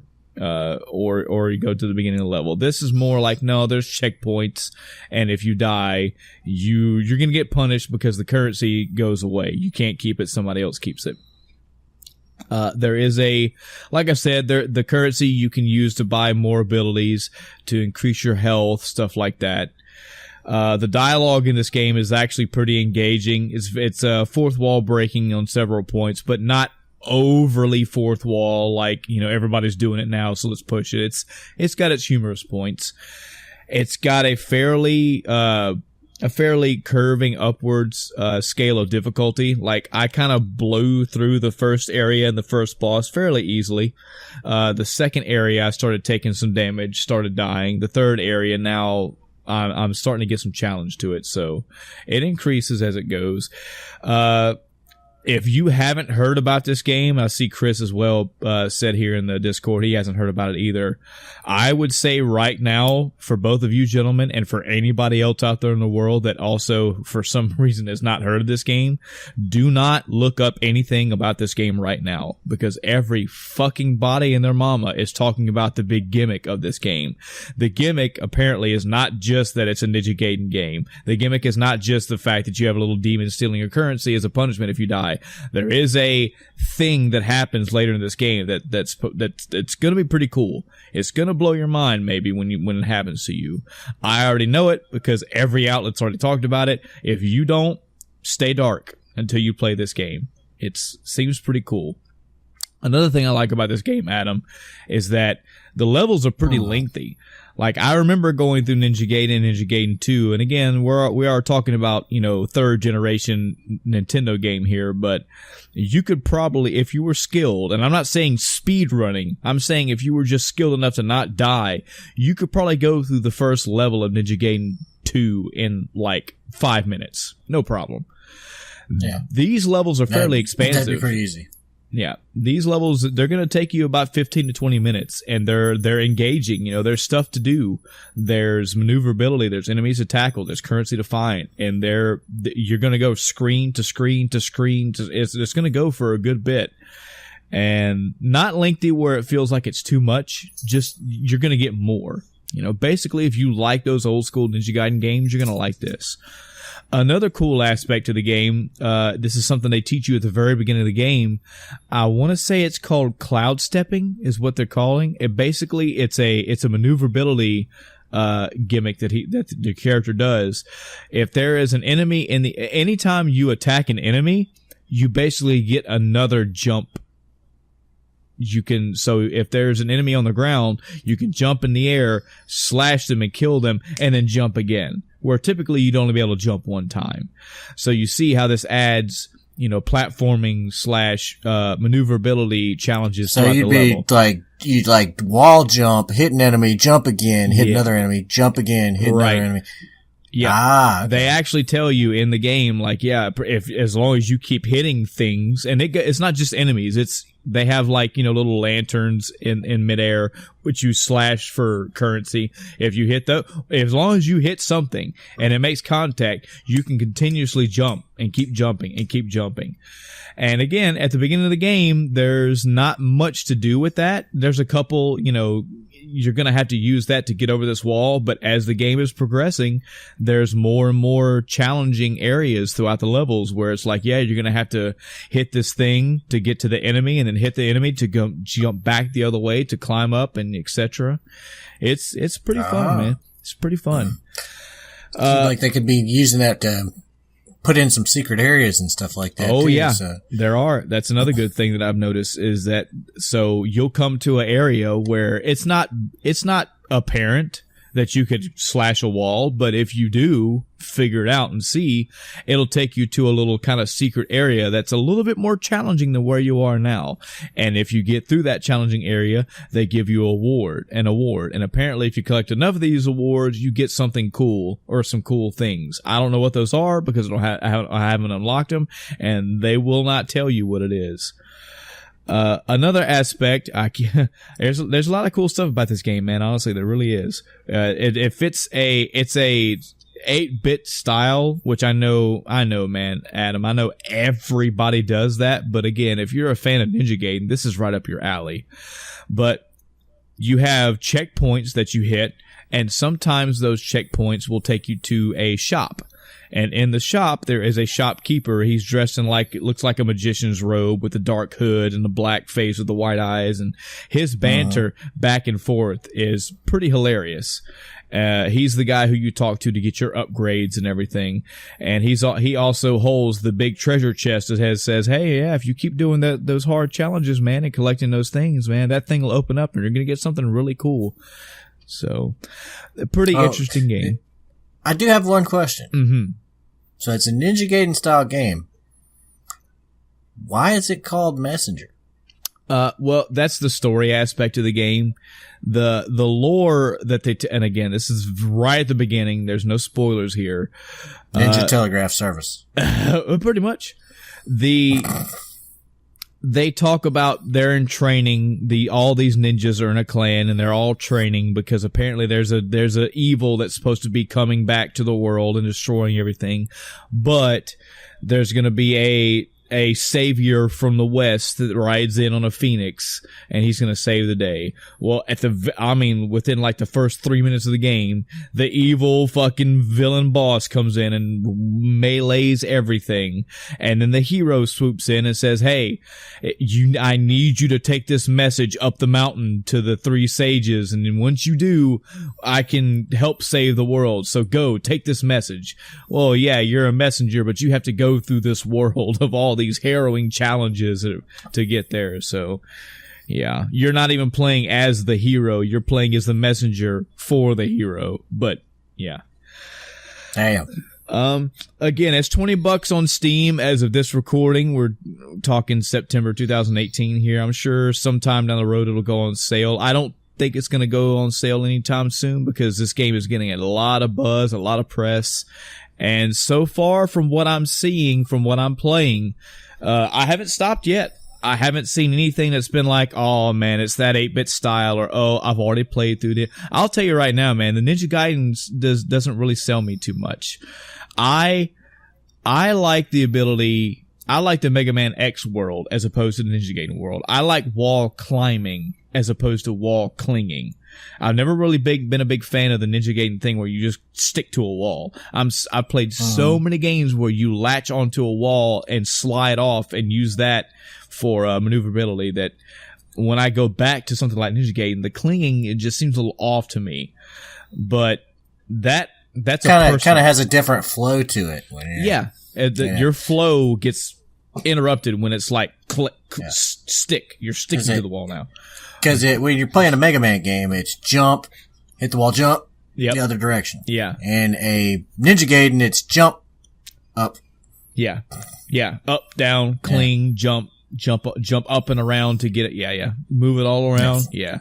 hold over, hit a star, throw a couple ninja stars. So that's a negativity that I don't like, but do not apply that to this game, okay? That's a personal thing that I don't like. If you don't care about wall clinging or you just like the Ninja Gaiden type game, if you like platforming, slashing, throwing ninja stars, challenging bosses, if all this sounds remotely interesting to you, check the game out, man. And remember, folks, if you buy this game on Steam, you have the option to fucking refund it. If you make it an hour and a half into this game and go, you know what, this shit's not for me, you're underneath the 2-hour mark, get a refund. For me, I've dropped $20 on the game, and while it's not the greatest thing since sliced bread to me, I'm enjoying it. And I'm playing through it. So that's my current one. We'll see how far I get. Apparently this game's pretty expansive. I haven't seen this happen yet. But apparently, somewhere later in this game, and also I don't think that this is the thing that I told y'all to stay internet dark about. I don't think this is the spoiler, but I've heard that this game turns into a Metroidvania. That is also very appealing to me. Apparently, later on in the game, you have the option to go back through these levels and collect shit. Now, a game telling me that you start off playing as a slash 'em up and it turns into a Metroidvania, I want to go through this game just to see how they do that, because typically when you play a Metroidvania, that shit's a Metroidvania from the get-go. Like in the first 5 minutes, you're like, there's a door I can't go through. I guess I got to come back. I haven't seen that yet. I've just been going through this game. So I'm very interested to see how this Metroidvania style kicks in and how they do it.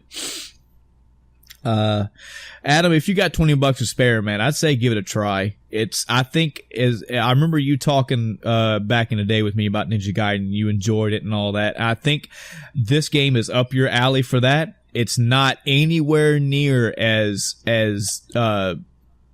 killer on you. You know, it's forgiving enough. It still has its challenges. You know, you still have 5 hit points and enemies take, 2 hit points off. And if you get hit by spikes, you're going to die on the next hit. It still has its challenges. It has progressive challenge to it. But it's not like, man, this game is too fucking hard. It's I mean, the thing is that the challenge was always stacking in Ninja Gaiden. Yeah. It was always like, okay, I managed to get through this, but I didn't do it perfectly, so I took some damage. Now I need to be extra careful when I do this, and then I've got the platforming while I'm simultaneously trying to fight against different environmental hazards. They had things like the lightning level and like the wind and, just different little things that, would get in your way. It was always trying to make it from the start to the end without, losing your life. That was the problem. Yeah. I think that's something that I always heard from people that played Ninja Gaiden, especially people that have beaten any one of those games and always talked about them. I always heard the challenge. I rarely heard the people that talked about, there was weather and environmental changes and the thematic changes from one level to the next level and the variety of special items. Like, man, you remember Ninja Gaiden? That game was fucking hard, right? Yep. So I was like, Jesus. With this game, there is challenge to it, and it progresses over time. But the challenge, the super hard fucking NES retarded challenge, is not there. The break the controller is not. Now, I also say that it's not there yet. I at least know that if I die, I'm just going to have to shit out my currency for a while, as opposed to, oh no, start the game over, so. I'd say turns out the big secret thing is that if you lose too many lives, it just erases your hard drive. Oh God. It's like, yeah, you thought Dark Souls was hard. We're going to have that someday, Wait till I delete your family pictures. That's going to be something somebody's going to incorporate. They're like, you want a really hardcore game? No, shut up. You want a really, really hardcore game? Play this one. Put something up for risk. What's so challenging about it? Try it out. Find out.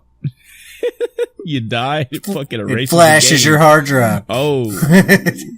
No. It doesn't just flash it. It bricks it. Yeah. It's like, go buy a new one. So. Can't even reinstall. Mm-hmm. So yeah, God, man, that is a game that I'm playing right now. I also don't know the length of it. I mean, this might be like a 20, 30 something hour game for all I know. All I know right now is even when I first started playing this game, I was like, okay, I see where this is going. Cause especially with all the other games that I got in my Steam sale, this is one of many. I've got many slashers. There's a bunch of them that I played recently and just to try them out. And I was like, I see where this is going. 8-bit graphics. It's copying an old gameplay style. Yeah, you know what? If I don't like it, I'll just take it back. Just because everybody's telling me this game's great, I don't mean I have to like it. And 3 levels in, I'm still playing it and enjoying it. And I'm liking the progression of it. So hopefully that's good. That's good stuff. Yeah. That is, it's good to find something that comes out of nowhere. Yeah. Every once in a while you have one of those games that's just like, I wasn't expecting this, but this looks pretty cool. Mm-hmm. So. Then you have the juggernauts that just come down the way and then they completely let you down like Mass Effect Andromeda did. Yeah. They're just like, oh man, I was looking forward to this game. Very topical. Very topical. So yeah, Adam, as of right now, if you don't mind just going and check your Steam, you'll see that you have The Messenger.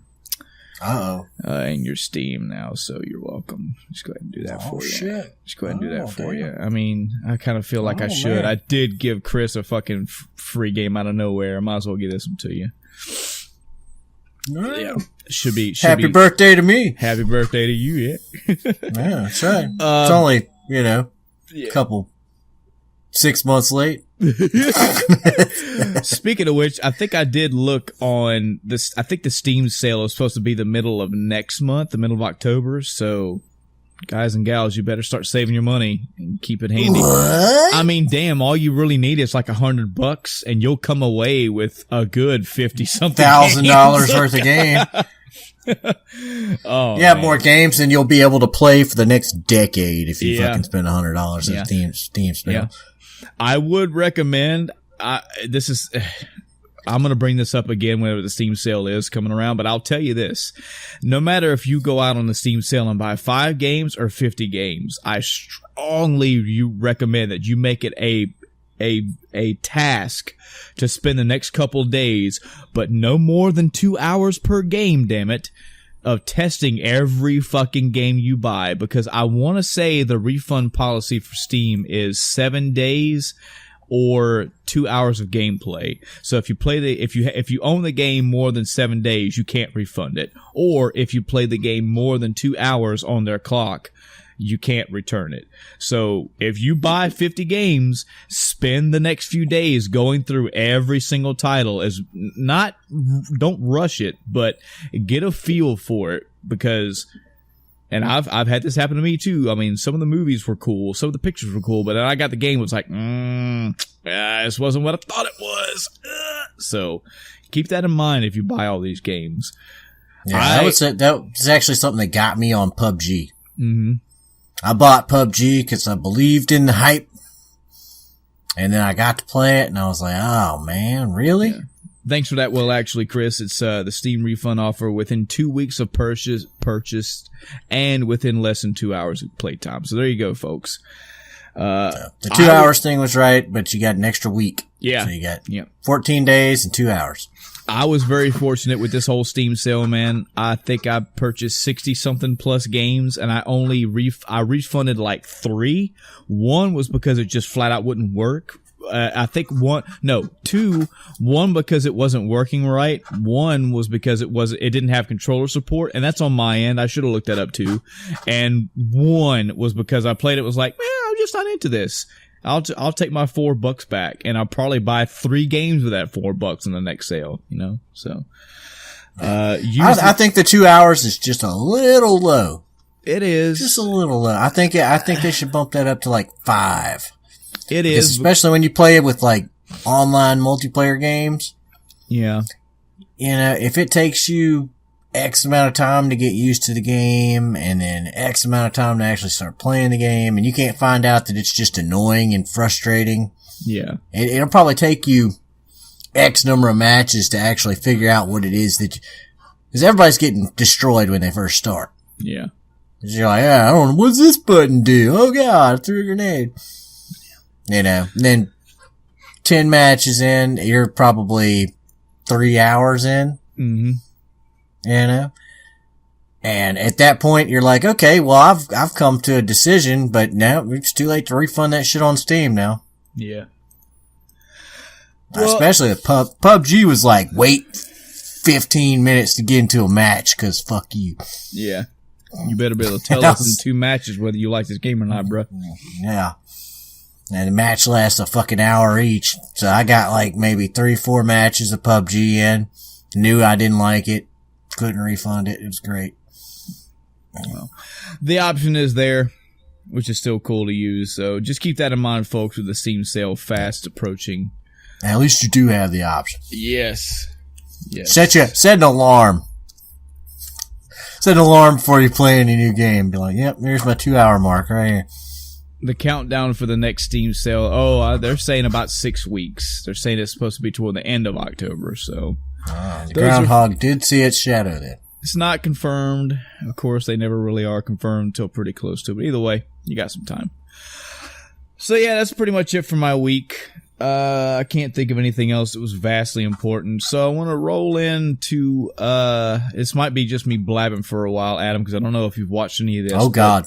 There were two big news events that took place this past week for us. One was, very oddly worded from what it usually is worded. There was and I quote them now, the PlayStation lineup tour, which was the pre-Tokyo Game Show, event. I don't know did you by chance watch this?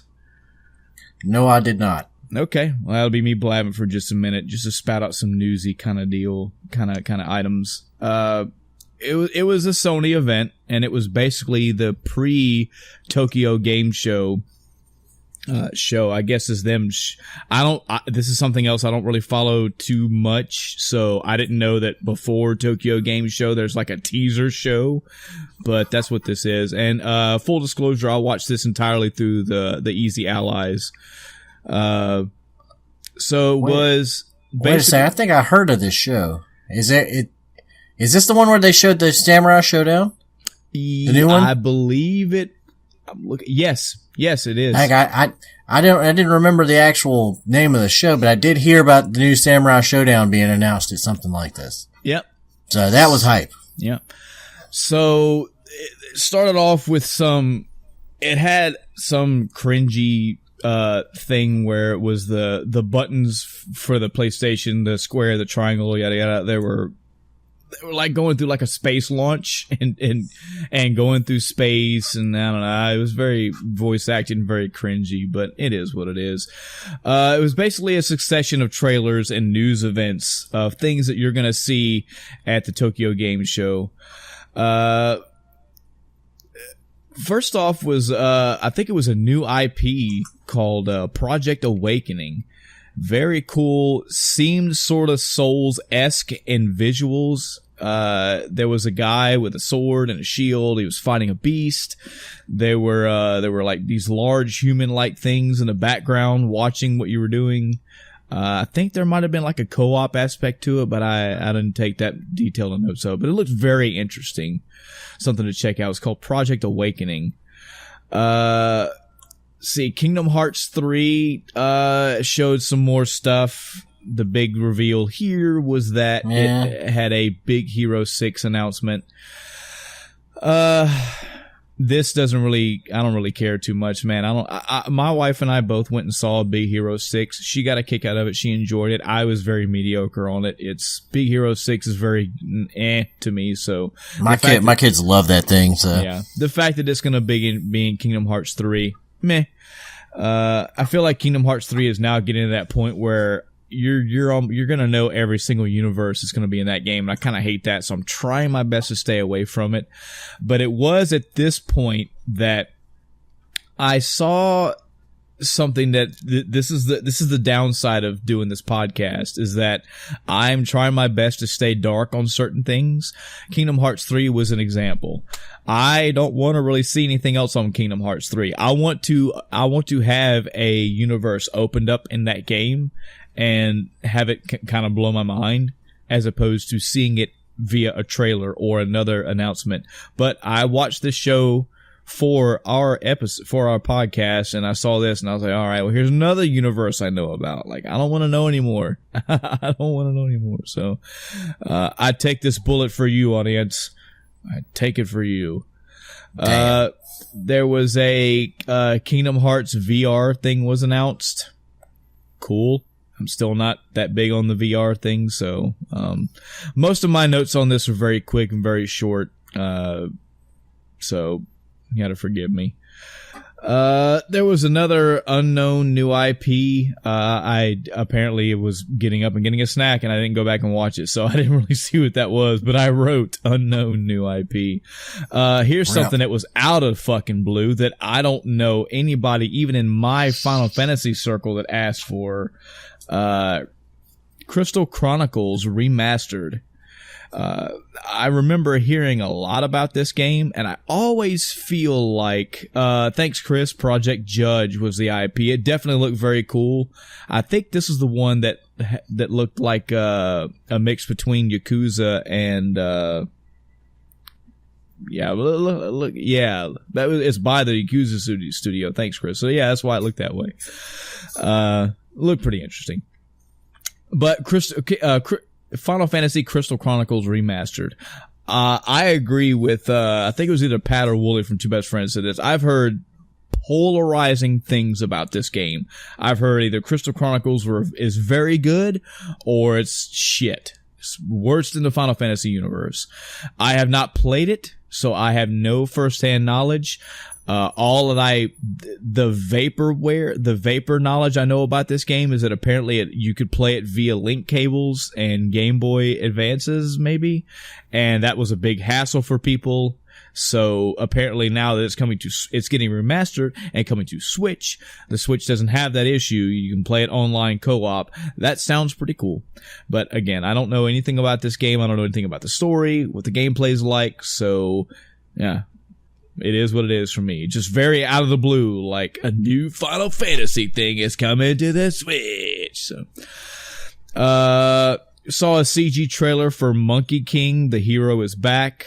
Saw some random JRPG Japanese RPGs trailer. JRPG Japanese. Yep. That's the title. JRPG Japanese. Good job. Some Japanese. Some quick trailer for that. It was straight and then rolled straight into some airplane dogfighting game. Saw another Days Gone trailer. I still don't know anything about Days Gone, so it's nothing to do with me. God Eater 3 got a trailer as well. Some game that looks like basically the Japanese version of PUBG that got announced. Black Ops 3 made an appearance. Oh boy. Earth Defense Force, Iron Rain. I will say I have played a couple Earth Defense Force games in my time.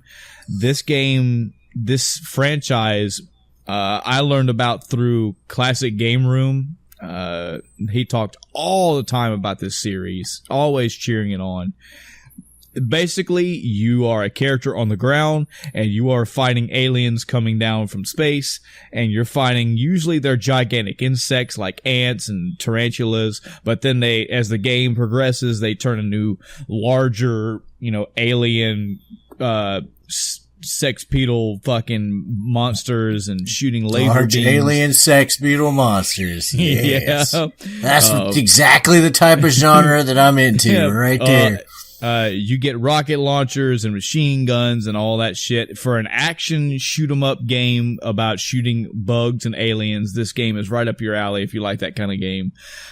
This franchise apparently it's in the dark for a lot of people. A lot of people don't know about it. I didn't know about it until Classic Game Room told me about it and harped on it for so long. Very, very fun. The enemies progress in difficulty and in number and in size. Your weapon loadouts progress. You can upgrade, your shots, the weapons you get, etc. So, in any event, it's definitely a good series to check out for some good run, gun, shoot 'em up action. The EDF Force franchise is pretty good. It is getting a new game, Iron Rain, coming out. I forget where in the series that's going to be. I don't know if it's a prequel. I don't know. All I know is that you're getting a new EDF game. So cool. I quickly blanked out for a bit. There's a very, very quick Ghost of Tsushima trailer that played. I did not watch that. I specifically muted and looked away. So damn. Trying my best to keep dark on that game. Yep, still don't want to see it. I've got that game pre-ordered, and I don't want to see anything else until the game comes out. Another Death Stranding thing was shown. Showed some more walking around and showed some more boxes following you around. And, that game's still coming, folks. So. Kojima's just fucking with us this entire time, and it's really like an action game where you kind of like. What if. Dude, alright, this is not gonna happen, but I'll say it on here that way I don't want credit for this. I don't see this happening, but what if, Adam? What if this whole fucking Death Stranding thing is absolute bullshit? What if Death Stranding is like is not a game at all. It's more like a 2-hour small game, like not like a demo, but like a mini game. The game is actually fucking Metal Gear Solid 6 Death Stranding. What if all this shit with Konami and all that was just another Kojima joke? A fucking ruse. This was just like a massive thing, like the whole like on the slide, the Twitter fights and all the other stuff, working with Sony. All that. Him not going to the fucking Game Awards and all that yep. shit. Oh, man. All of it was just, Kojima was like, hold my beer, watch this shit. I am the world's biggest fucking troll. It's like, I need you to put, PT on the back burner for this. Yep. And we're gonna pretend that we're only making pachinko machines now. Okay? He's like, I swear to God, this is gonna be awesome. He's like, you're gonna catch a lot of flack for it, but it's gonna bounce back twice as high. Watch this. For the balls that it would take and the massive amount of social orchestration going on for something like that to actually come around, I would buy whatever the fuck game it turns out to be. He's like, it's Death Stranding. Fuck you. This is actually Metal Gear. And like, you find out that Death Stranding is like some kind of anagram for like fucking go fuck snake and ass Metal Gear 5. And you're like, fuck yeah, this is my shit. And we will always remember how we got trolled by Hideo fucking Kojima. Yeah, that would be nice. That would be quaint, but that's not. That's the real time. That's the correct world line to be on right now. Yeah. That's what happens when you collect all the characters before 2018. Yeah. Unfortunately, we're just getting this game, Death Stranding, and I still don't care about it. So well, there was no, it won't. You will. It's gonna happen. There were calling it right now. Calling it. This is all an elaborate ruse by Kojima. It's coming out. There was some more Resident Evil footage shown. I'm not sure if it was a trailer or whatnot because just like the Tsushima thing, I just looked away. I don't want to see anything more. But there's more stuff coming out. That game's coming. It's one of the mini games I have pre-ordered, or actually tomorrow I'm going to pre-order it. New Dead or Alive coming out. Dead or Alive 6. And then the big one, another out of nowhere, but wow, we are so overdue for this. Samurai Spirits is, apparently Samurai Spirits is the Japanese title for this whole franchise. It's just that when it got localized to the Samurai Showdown, the Samurai No W Showdown. Either way, new Samurai Showdown game's coming, and it's with as long as fucking Street Fighter 4 has been out, this is long overdue. I'm so glad that Samurai Showdown fans are getting a new game. I'm happy for you. I hope this thing turns out as great as it looks. Because I think all these Capcom franchises need this look. They just need to come up to this level. You know, Street Fighter 4, Street Fighter 5. I mean, they've been, isn't it SNK that makes Samurai Showdown? This is, yeah. This is the second one that they've redone. They redid, what was it?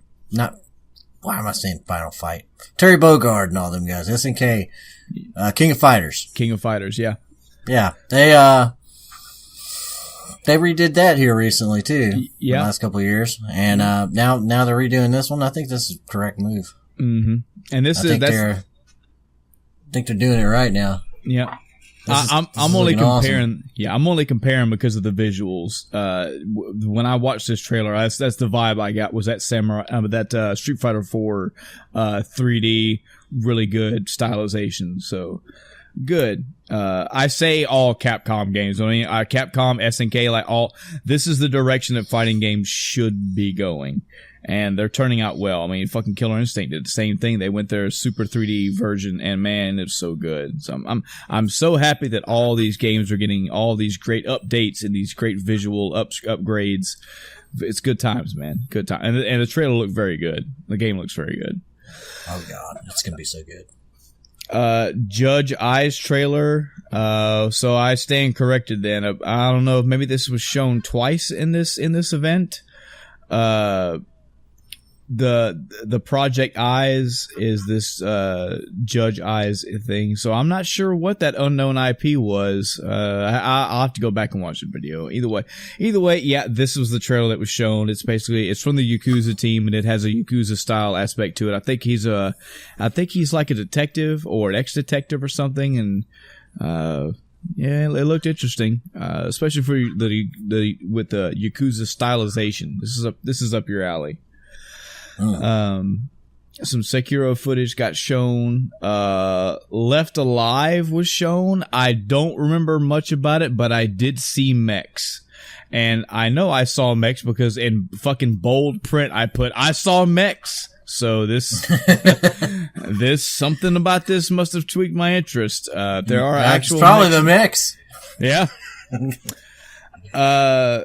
A new Gungrave game. This is another one that's kind of out of nowhere. A new Gungrave game is being made called Gungrave Gore. I have never watched Gungrave, and I've never played the PlayStation 2 Gungrave games, either one of them. So, whatever audience this is for, cool. I hope it's fun, and maybe sometime in the future I will actually check this shit out and see what it's all about.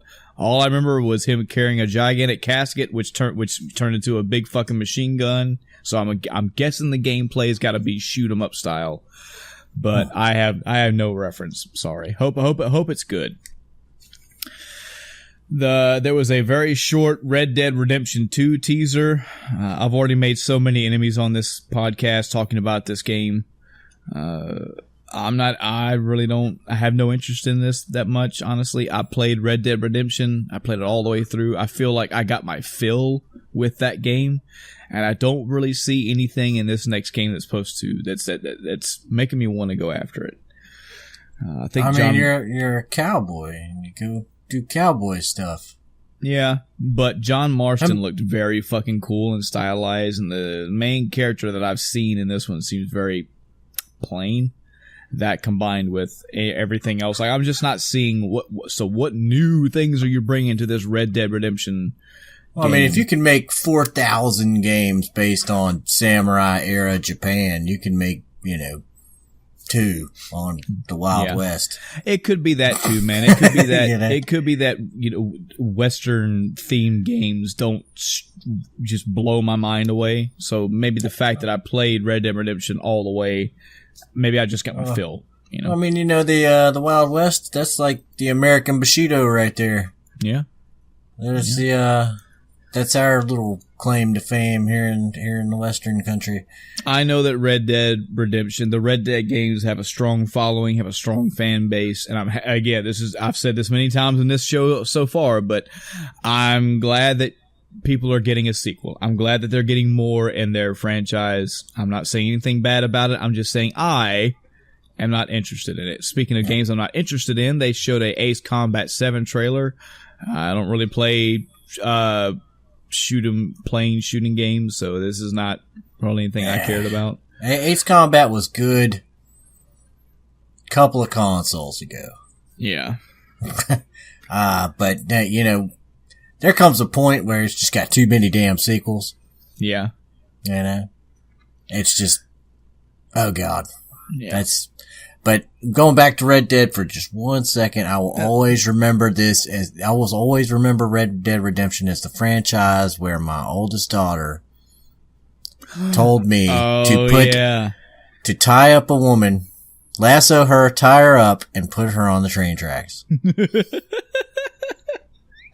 When you're oldest, that is the ultimate way to bond with your children, is through having them tell you unique ways to murder innocent women. Did she say, do it?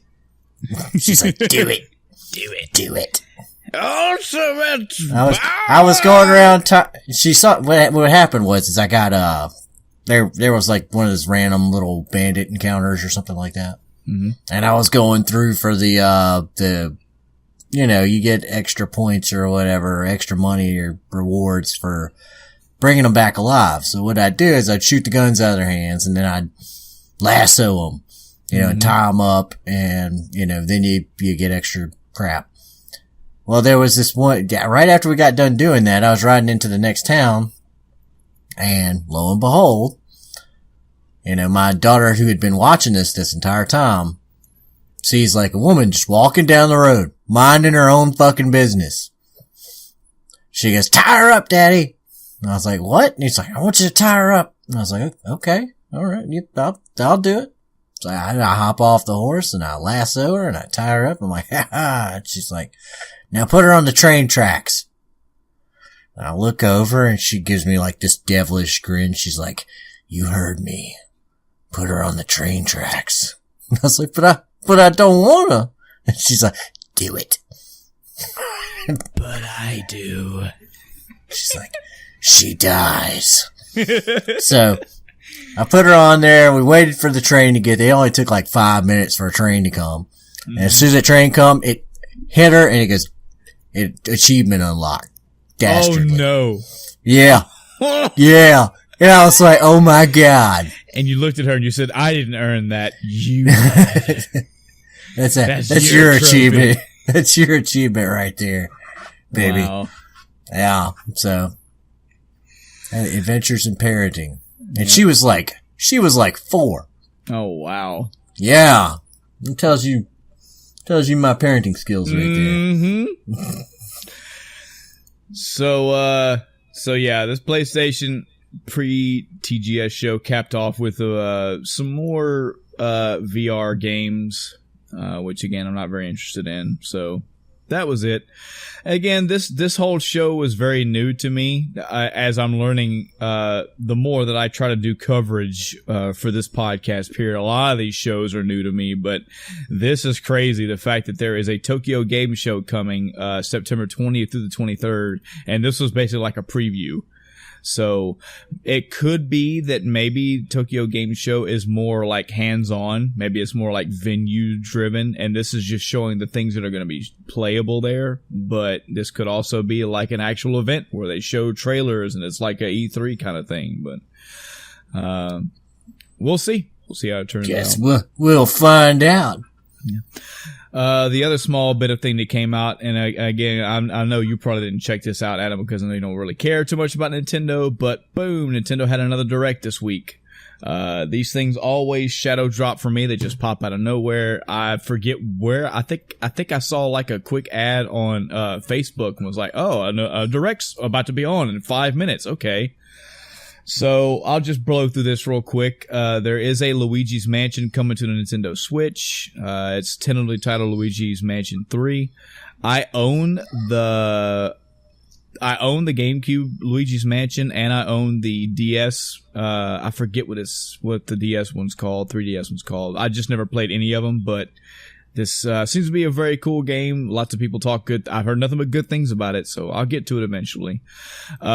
Next one, very fucking good. I have my fingers crossed for this one. This is another out of nowhere thing for me because this is a Sony prop. Well, no, because it's also on the Xbox, but Katamari Damacy is coming to the Nintendo Switch. It's basically getting I think it's the first Katamari game is basically getting a port over to the Switch. The graphics didn't seem like they were upgraded. They didn't look like the beautiful Katamari style graphics from the 360 version. So I don't know if it's just like a direct port. I don't know if it's a slight remaster. All I know is the Switch is getting a Katamari Damacy game. Awesome. That's cool. Do I care that much about that? Not really, because I already own all the Katamaris beforehand, and I play them all the time. Katamari, We Love Katamari is actually on my top 15 wall. That's how much I love this fucking franchise. Where are you at? We Love. Oh, there you are. Yep, it's up on my wall. What I took away from this the most is that I haven't heard anything about Katamari Damacy in years. And yes, this is just a port, but I'm keeping my fingers crossed that I'm hoping that this means that people still fucking care about this franchise. I hope that this means that developers still fucking know that this was a thing. Katamari Damacy came in and literally rolled over the fucking world. It was everywhere. And I always heard the hype about this game, but never gave it a fair shot until way after this franchise was done. And I wish I hadn't, because this game is timeless. It's awesome. It's so fucking fun. This whole franchise is good. But there needs to be there needs to be another game. I've made talks in the past about how I don't honestly know where they could go because we've went to the fucking galaxy and the universe, but that's up to the developers to figure out. I don't know. All I know is that Katamari Damacy is a franchise that does not need to be dead. It does not need to be what it has become, which is basically a pop franchise that was around for about 5 years and then bled off and died away. This thing needs to go the way of like a Tetris or a Dr. Mario, where it's just timeless, and you have one pop up every so often to just keep the series fresh. Yeah. With consoles being as powerful as they are these days, just render the objects a little better. I wouldn't say go too detailed. I wouldn't want that because I do like the stylized look of Katamari Damacy. Maybe just have more. Don't show me photorealistic books that I'm picking up. Just show more books. Show different books, Show me what the graphical power can do, and show me the expansive power, what it can do. In any event, this brings some type of small hope for me that another Katamari game is coming. I hope and I pray. That's on the big end. The small end, hey, some people that maybe don't know what Katamari is can pick this game up and go, wow, this game is good. Wow, this franchise is pretty good. So, I never knew it rolling stuff up into a ball could be this fun. Hey, for real, man. For real. That's what that was for me. I'm like, it's rolling shit up on a ball. What's so good about this? And then I played it and went, and then you play it and you're like, man, this is fucking fun. This is fucking great. It's like, you know what? Fuck you. I like this game. So this is another game that's getting ported to the Switch, and this is something that people need to start paying attention to if you haven't been already. Fucking everything is coming to the Switch. Like, every other news announcement is a game that's getting ported or brought over or remastered onto the Switch. The portability of this system is, people are loving this to death, and apparently loving it enough with their money that companies are going, yeah, I'm bringing my game to Switch. Yeah, I don't care. I'll bridge that gap. We'll make a partnership. I'll put my game on this portable console. So, good stuff. There was, they showed, so this is kind of a downside to the Nintendo Direct. They were showing their little online service thing, which they don't really care about. They're trying to hype it up. But nobody, I don't know what every console has its internet service, so I don't know why people are really up in arms about it. But I think it's the fact that a lot of these things that they're doing right now for free are about to stop being free. So maybe that's an issue. Yeah, that's one of the things that just kind of irks me is that, Xbox, at first it was only Xbox doing it. Mm-hmm. And now everybody's doing it. Yep. Pretty soon it's going to be like, okay, well, if you want to use voice chat, you got to fucking pay us a little extra fee, or else we put some static in there. Yeah.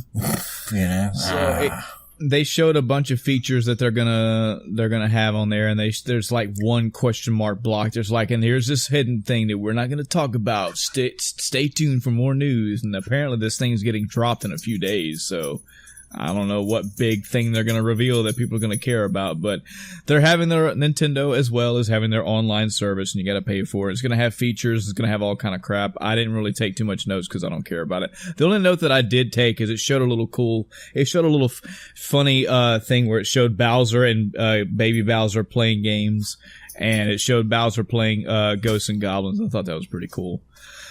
There are classic NES controllers coming to the Switch. You can charge them via the side of the Switch, just like the regular Joy-Cons can, which is pretty cool, except for the fact that they cost like $60. I don't know. I can't remember if they cost $60 or $40 a pair or a piece, but either way, they're wireless NES controllers for you to play all your classic games wirelessly in. So that's what they showed. I think it was Daemon X Machina is a game that has me very interested. Again, mechs involved here. And it opened with the gate to the burning hells will open on the Nintendo Switch. And I was like, what? Wow. Well, that's a fucking terrible place for it to open. That's Nintendo trying to go deep dark here. All right. I was like, yeah, you imagine like this family-friendly console, like some mom sitting there playing the Switch with their kid, and they're like looking at each other and smiling in that like stock photo way, and then Portal to Hell opens up on the Switch right in front of them in their living room. Grandpa, poor old Grandpa, just falls over. Yeah, just not the thing I think about when I'm thinking about the Switch or any kind of Nintendo console. Yeah. So this game showed mechs shooting enemies down. That's the main thing I took away from this. A lot of mech gameplay. Some details I took where you can equip defeated enemies. You can take their weapons or armor and equip them like on the fly, or you can equip them back at your base. You can mod your mech out. There was some on-foot travel, online co-op. So I suggest anybody out there that if the word mech interests you at all, just go check it out. It's called Daemon Ex Machina. That's Daemon Ex Machina. Coming out for the Switch. I forget when. I think next year. I don't know. Either way, it was pretty cool. A new Yoshi's game coming out, Yoshi's Crafted World. Their big hook for this one is that you could play the course backwards. You could like swap the level around mid-gameplay and it would open up new areas and routes and stuff. I'm all over every Yoshi's game around, so I'll definitely be picking this up. They made a big to-do about Civilization 6 coming to the Switch. Is Civ 6 even out yet, Adam? I thought they were only on... Yes, it is. Oh, okay. But, okay. I'm not sure if here's the thing about Civilization games. Never buy a Civilization game on launch. Yeah. Okay. The fact is that Civilization games usually have 2 to 3 expansions per game. And when you get them, they completely alter fundamental mechanics of the game. Yeah. So, if you get a game like Civ 6, you really want to wait to get it until all the expansions are out. Yeah. Because that's where you're going to have you're going to get the most out of it after all the expansions have dropped and you've got the complete gameplay package. I love that Chris is being our actually guy all up in our chat. I love this, man. We need to have a fourth member just to be in our Discord and fact check for us. This is cool. Because as you're looking it up, Chris, I'm looking it up too, and I see, this came out October 2016. Mm-hmm. So I'm imagining they've had most, if not all of their expansions due out by now. But usually takes them a year or two, so we're getting close to the point where if there's any final DLCs they need to put out, they'll be coming out soon. Yeah. So it's coming out. Again, another game that's coming to the Switch. This is a fucking real-time simulator coming to the Switch. It is what it is. Again, just harping on this fact. Everything is coming to the fucking Switch. They showed the Starfighter, whatever the fuck the space shoot 'em up game is that features Star Fox in it. They made mention again that this is a multi-plat game, but there are Star Fox specific levels that were going to be coming to the Switch version. Showed a really quick snippet of Star Wolf, a little cameo by him. They started the game out with a Star Wolf cameo that I did not recognize, which kind of irked me because I've played Star Fox 64 so many times. I have almost all the dialogue in that game memorized. So I looked it up because I could tell the way that they played the voiceover or the quote was like, that seems like it's from a game.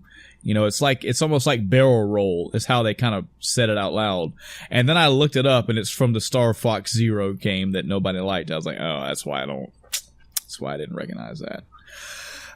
They showed some Final Fantasy games coming. Final Fantasy 15 Pocket Edition was talked about. I gotta say, this is gonna crawfish on what I said earlier, but I'm kind of slightly interested in playing this version of Final Fantasy 15 as opposed to the hyper graphic version that Final Fantasy 15 originally is.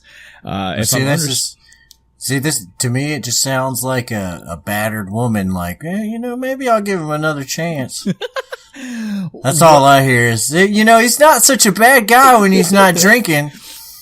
Let me explain myself, damn it. All right. So I still have not played Final Fantasy 15. I don't really have a desire to. The only way I'd play it is if the game was gifted to me somehow or just gotten free.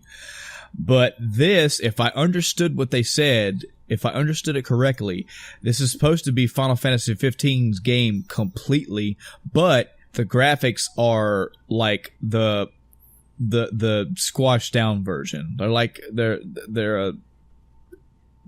the graphics from like Final Fantasy 7-ish almost.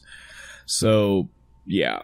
Well, Final Fantasy 7 is another one of those ones that fell in those awkward teenage years of 3D. Yeah. It's just like hideous when you go back and look at it. It's like, oh my God. I'm just going to read a quick email from our email right here as breaking news, endoftimecast@gmail.com. This comes from Chris. He says, hello, End of Time Cast, big fan. I just want to let you know I started Final Fantasy 15. I didn't finish it. I don't have any real desire to. Well, thanks for writing in, Chris. Appreciate that. Yeah. I have no desire to play that game either, but the old school chibi graphic version of this game looks fairly interesting. I would say this would probably be the version that I would play. And it is what it is. This game's coming to Switch eventually. They also announced that Final Fantasy 7, 9, 10, and 10-2 are all coming to the Nintendo Switch in 2019. So there's only one of those you should give a shit about. Yeah, number one, fuck Final Fantasy 8, no love, not coming to the Switch. So it got 7, 8, 9, and 10. Nope, we're not getting 8. Instead of 8, you're getting X2 or 10-2. And also all these games, again, are coming to the Switch. So that's crazy. And I thought to myself, what if they remade/remastered Final Fantasy VI and it was a Switch exclusive only, like Final Fantasy VI was back in the day? I think that'd be crazy. But there would be riots in the street. They're not going to do it, man. That game, they're remaking Final Fantasy VII before they're remaking Final Fantasy VI. After Final Fantasy 3 and 4 have got the remake. And they haven't remade Chrono Trigger. No. They're just like, here's our good games. You even go back to Enix's catalog and you're like, let's look at all their good games. Dude, I think fuck all that. I think Chrono Trigger and Final Fantasy VI are their fucking bailout games. I think when Square Enix really starts to tank, when they pull the plug on 14 because it's not making any more money, and they've had this game that are not making money. All right, what do we do? Fuck it. Pull the Chrono Trigger cord. All right, guys. Yeah, you're saying that's their eject button. that's their eject button to come out of bankruptcy. Okay, I got you. Yep. Because it'll work. Yeah, it will. It will. It definitely will. Just go ahead and take my money right now. If I could pre-order it for some undetermined point in the future, I would. Chris says, and the Final Fantasy VII remake still won't be out. Yep, you're right. We're still working on that. And the last bit of thing for the Nintendo Direct was a character from Animal Crossing is coming to the Switch. So, coming to the Switch. Coming to the Switch. So, yep, that's the Nintendo Direct. That pretty much encompasses the news section for this episode as well. Again, the Tokyo Game Show preview thing is still amazing to me. I don't know. This might be the fucking 8th year they've done that, but that blows my mind. I'm gonna have to look into what the Tokyo Game Show actually is so I can figure out why they had a pre-show that has basically all the shit showed in it. It's probably just to get you salivating. And then they actually come out with like some ridiculous announcement like, aliens are real or some shit. So many of these games are getting more reveals and more trailers, and I'm like, all right, stop, because I've seen previews already. I already have the hype. I don't want to know anymore. Another example was the Resident Evil 2. I'm gonna pre-order that game tomorrow, and I didn't see a video of it yet, thankfully, but I saw a couple screenshots somewhere of they showed fucking William Birkin. They showed his 3D model, and I was like, I scroll past that. I don't want to see that. I know he's going to be in it. Come on, guys. It's a Resident Evil 2 remake. But I didn't want to see it. I've seen it, damn it. I haven't seen Hunters. I haven't seen Lickers. There's so much I haven't seen yet. I want that. I want all the glory of that game to be a complete surprise. I also want the End of Time Cast audience to pitch in some money and send it to a PayPal I will disclose later. And we are going to get Adam a PlayStation 4. I want to get together a shit ton of money because I want this man to have Bloodborne. I want to have Persona 5. I want to force Resident Evil 2 remake down his throat so he'll play it, and maybe he'll like this Resident Evil as opposed to the old one. What? Because I'm telling you, man, yeah, God of War. Thank you, Chris. Duh, you got to play that one too. This new Resident Evil, man, I'm telling you, it is not like the old one at all. This is something that was pretty cool. I heard some of the developers talking about. No, not a developer. Back that up. There was somebody that was playing the game. I want to say Michael Damiani from the Easy Allies was talking about when he played the demo. He's like, when you play Resident Evil, the first thing you want to do when you get into the Raccoon City police station is you want to go left because everything on the right is locked. So as you're exploring the foyer, you figure out, okay, well, the only open door is to the left. And you get into the habit of every time you play that game, first thing, go to the left. And this remake, nope. You need to go somewhere else because left is locked, boarded up. You can't get around it. So he had to, as he was going through this game that he knows like the back of his hand, he had to relearn everything all over. That is awesome to me. That's one of the cool things I did think about Resident Evil 2 is they had a good amount of secrets in the game. And once you got past the, hey, look, we built this fucking police station completely nonsensically. There's a sequence of events you can do at the very beginning of the game and actually notice the pilot from the first game. Yep. You can run across his corpse, shambling around. Yep. So that, just little things like that. Those are cool, man. I like that. Yep. And I like that about the series. It's just, I can't stand, hey, go find the sword key to the, put the statue up against the wall and turn it 3 times and then figure out this thing to light this other thing so the fireplace turns on so the ceiling comes down and hits the water tank, makes fish flop around on the ground, and that opens the door. And it's like, just fucking stop. Just fucking stop. I can't stand this shit. I can totally understand your disdain for that. I will tell you that from everything that I've seen and listened to and all the talks I've heard about for anybody out there, if you haven't, go look up, there's a 30-something minute gameplay that full HD, all that shit that Maximilian dude did. There's many of them. So many have already put theirs up, but that's the one that I watched. And it's just a gameplay. It's about 30 minutes of him going through 30 minutes of the gameplay, and he tries his best to point out, he uses the character. I don't think he does a voiceover either. It's just the gameplay. And he tries to look at details and pick out things. In any event, of all the things that I've watched and read and listened to so far, I don't think I've heard anybody mention, so what about the old, find the key and the crown? I'm like, oh, no, I haven't heard anybody say any of that. So whether or not that stuff is in there, I cannot tell you. But this game looks it's a completely different game, man. We're talking Resident Evil 4 over the shoulder, actual fucking horror shit going on, very dark tone. Doesn't seem so actiony. It seems a lot creepier and just seems like how they redid Silent Hill. Game. They did. This is the second time I'm going to mention this game in this podcast, which is amazing. Mm-hmm. How they redid Silent Hill and made it into PT. Mm-hmm. And it was ultra atmospheric and ultra, you were just completely immersed. That's what I like in a horror game. Yeah. I wanna be fucking scared. Yeah. I wanna jump out of my seat and kind of piss myself a little bit and not tell anybody. That's what I'm getting from this game. That's what I'm getting from this remake. What I don't want is Twitch action shooter / puzzle fucking rack your brain, write down 50 things, like some stuff I'd actually have to do in the situation. Like, let me get a piece of paper and remember what was written on this so I can go look at this thing in this other room and figure out where I need to shove the ruby up this statue's ass to get it to fucking cough up a key.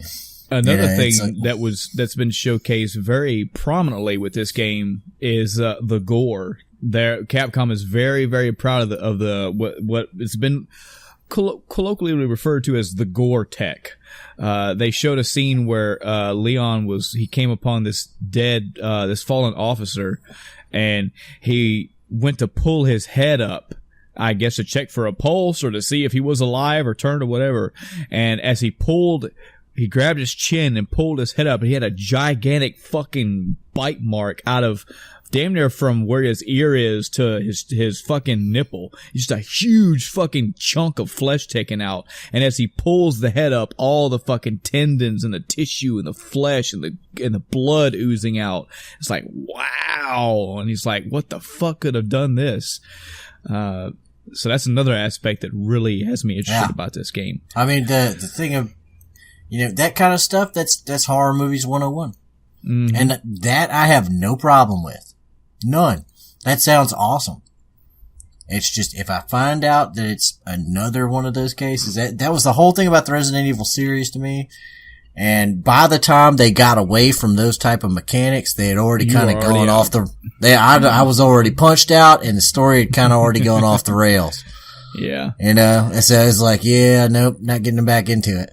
I mean, even Resident Evil 4, which is touted as one of the best Resident Evils ever created, even that has that shit in it. And they try, they spin a story around it. There's an eccentric yada, yada, yada. But I have no, that's not a hang up from me. Yeah. And I honestly can't tell you if any of that's going to be in this one. What I can tell you is, even if Resident Evil 4 didn't have that kind of stuff in it, by the time I get back into the thing, we are off the T virus and we're on to the LMNOP virus. And, it's just, I'm like, okay, well, I've already lost the story. Why am I jumping in at this point? I like that. That's good. I mean, it's the truth, right? Yeah. I mean, man. It's just it's funny that you started with the L, because I thought you were mispronouncing on purpose the Las Plagas virus. That's what that game revolves around. No, you were making the joke that ABC, but there's a T virus, a G virus, Adam, that joke had more layers than you know. That's probably one of the best joke references. This is why you're the superstar. That's right. This is why you're the co-star of this podcast. That's why I make the big bucks. Actually, no, I stand correct. That's why you are a special guest on this podcast. Oh, damn. That's why. My co-host is being sick right now. It's being dead. I mean, there's so many hoops we got to go through to get you to play this Resident Evil 2 game. Anyway, you need a PS4. I'm going to tell you now, man. I know, money is not fucking flowing out of anybody's pockets right now. But I'm telling you, man, I put this on my gaming credibility. If you were to spend the money and get a PlayStation 4 and you get the following games, you get Bloodborne, you get God of War, you get Persona 5, and just to test me out to see if I'm a fucking asshole or not, pre-order Resident Evil 4. Those 4 games, those are almost all 4 of those, period, are console sellers. Resident Evil 2, sorry, not 4, what am I saying? Thank you, Chris. All 4 Resident Evil 4, and it's like the old one. If you bought a PlayStation 4 and only bought any one of those games, you're golden. Like, they are all console sellers. The fact that all 3 of those, with a 4th coming out, are out now for you to have, it's worth it, man. It's time. It's time for you to jump off that not PlayStation 4 bandwagon and do it. And as a guy that's always late to the console game, I completely understand you holding off. But it's time. Like, you're not playing these 3 games that are already out, and it's a sin. It's sinful because you're missing out on such great games. Damn. Well, maybe one day. Maybe somebody will grace your Christmas this year, man. I hope so. Maybe. Probably get a stocking full of fucking alcohol. I mean, coal. What, coal? Alcohol-soaked coal? Wow. Yeah. It's like, eat this shit, bitch, and I'll just be thankful that somebody gave me something. So, all right, folks. No big topic this episode. Just me and Adam catching up on our long missed discussion. Adam, do you foresee yourself being back on episodes in the future, or it's more like you just get on when you can get on, huh? It's one of those things, man. Life finds a way to fuck me over on this podcast. Did you just Ian Malcolm? Did you just do that? That was good. I cannot tell you the amount of fuckery that it is required to keep me away, but just know that the bar is set high. Yeah. Yeah, let it be known, audience, Adam is alive. He's well. He just... Well, you motherfucker. He'll get on here whenever he can get on here. So, audience abroad, guys and gals, did you by chance check out this pre-Tokyo Game Show? What trailers and announcements and all that? What items did you take away from that? What things did I gloss over that? Man, that's your number one pick. What things did you see that maybe you're tired of seeing? What interest in that show at all did you have? Did you see it? If not, go check it out. There may be a trailer in there you're interested in. Or the Nintendo Direct. Copy paste everything I just said, but apply to the Nintendo Direct. Did any of that interest you at all? I'd love to hear what you thought about that. Have you tried this hot shit called The Messenger? What are your thoughts on any games we've talked about at all? Anything that we've talked about at all? Tell us about your thoughts on Aliens. We'd love to hear that too. Anything and everything you'd like to talk about. And there's many ways you can get that information to us. We have a Facebook page. You can go to Facebook and search for End of Time Cast. It'll take you right to us. It might be how you found this episode right here. We have an email account. That's endoftimecast@gmail.com. endoftimecast@gmail.com. No funny numbers in there. Just spell it as you heard it. We still have the same Twitter page up. We have yet to be twitted. Somebody will twiddle us someday. I hope so. Any way you want to get a hold of us, we love to have any and all feedback from you. Adam, thanks for showing up, man. I'm glad you could set some time today to be with your treasured audience. I know they miss you. I know we miss you. And I hope it all works out in the future, man. We can get back to our 3-man episodes. Good to have you on, man. It's always great to have you on. I appreciate it, man. Too bad Chris wasn't here to give him shit. But he was here in spirit. He was here in text land, correcting us over Discord. I still love this. This is awesome. And furiously types, you motherfucker. Furiously. He's like, these son of the... Every episode we talk about not fucking up, and this asshole, at every other statement I've had to correct his ass on. There you go. Damn it! So next episode, I'll be like, Chris, we got it. Well, actually, they're like, no, I did all that shit for you last episode. It's like, yeah. Well, actually, we're not having Adam back on, that motherfucker. All right. Thanks for tuning in, everybody. Thanks, Adam, for being back. And that's it for this episode. Until next time, I'm Michael. And I'm Adam. Good night, everybody.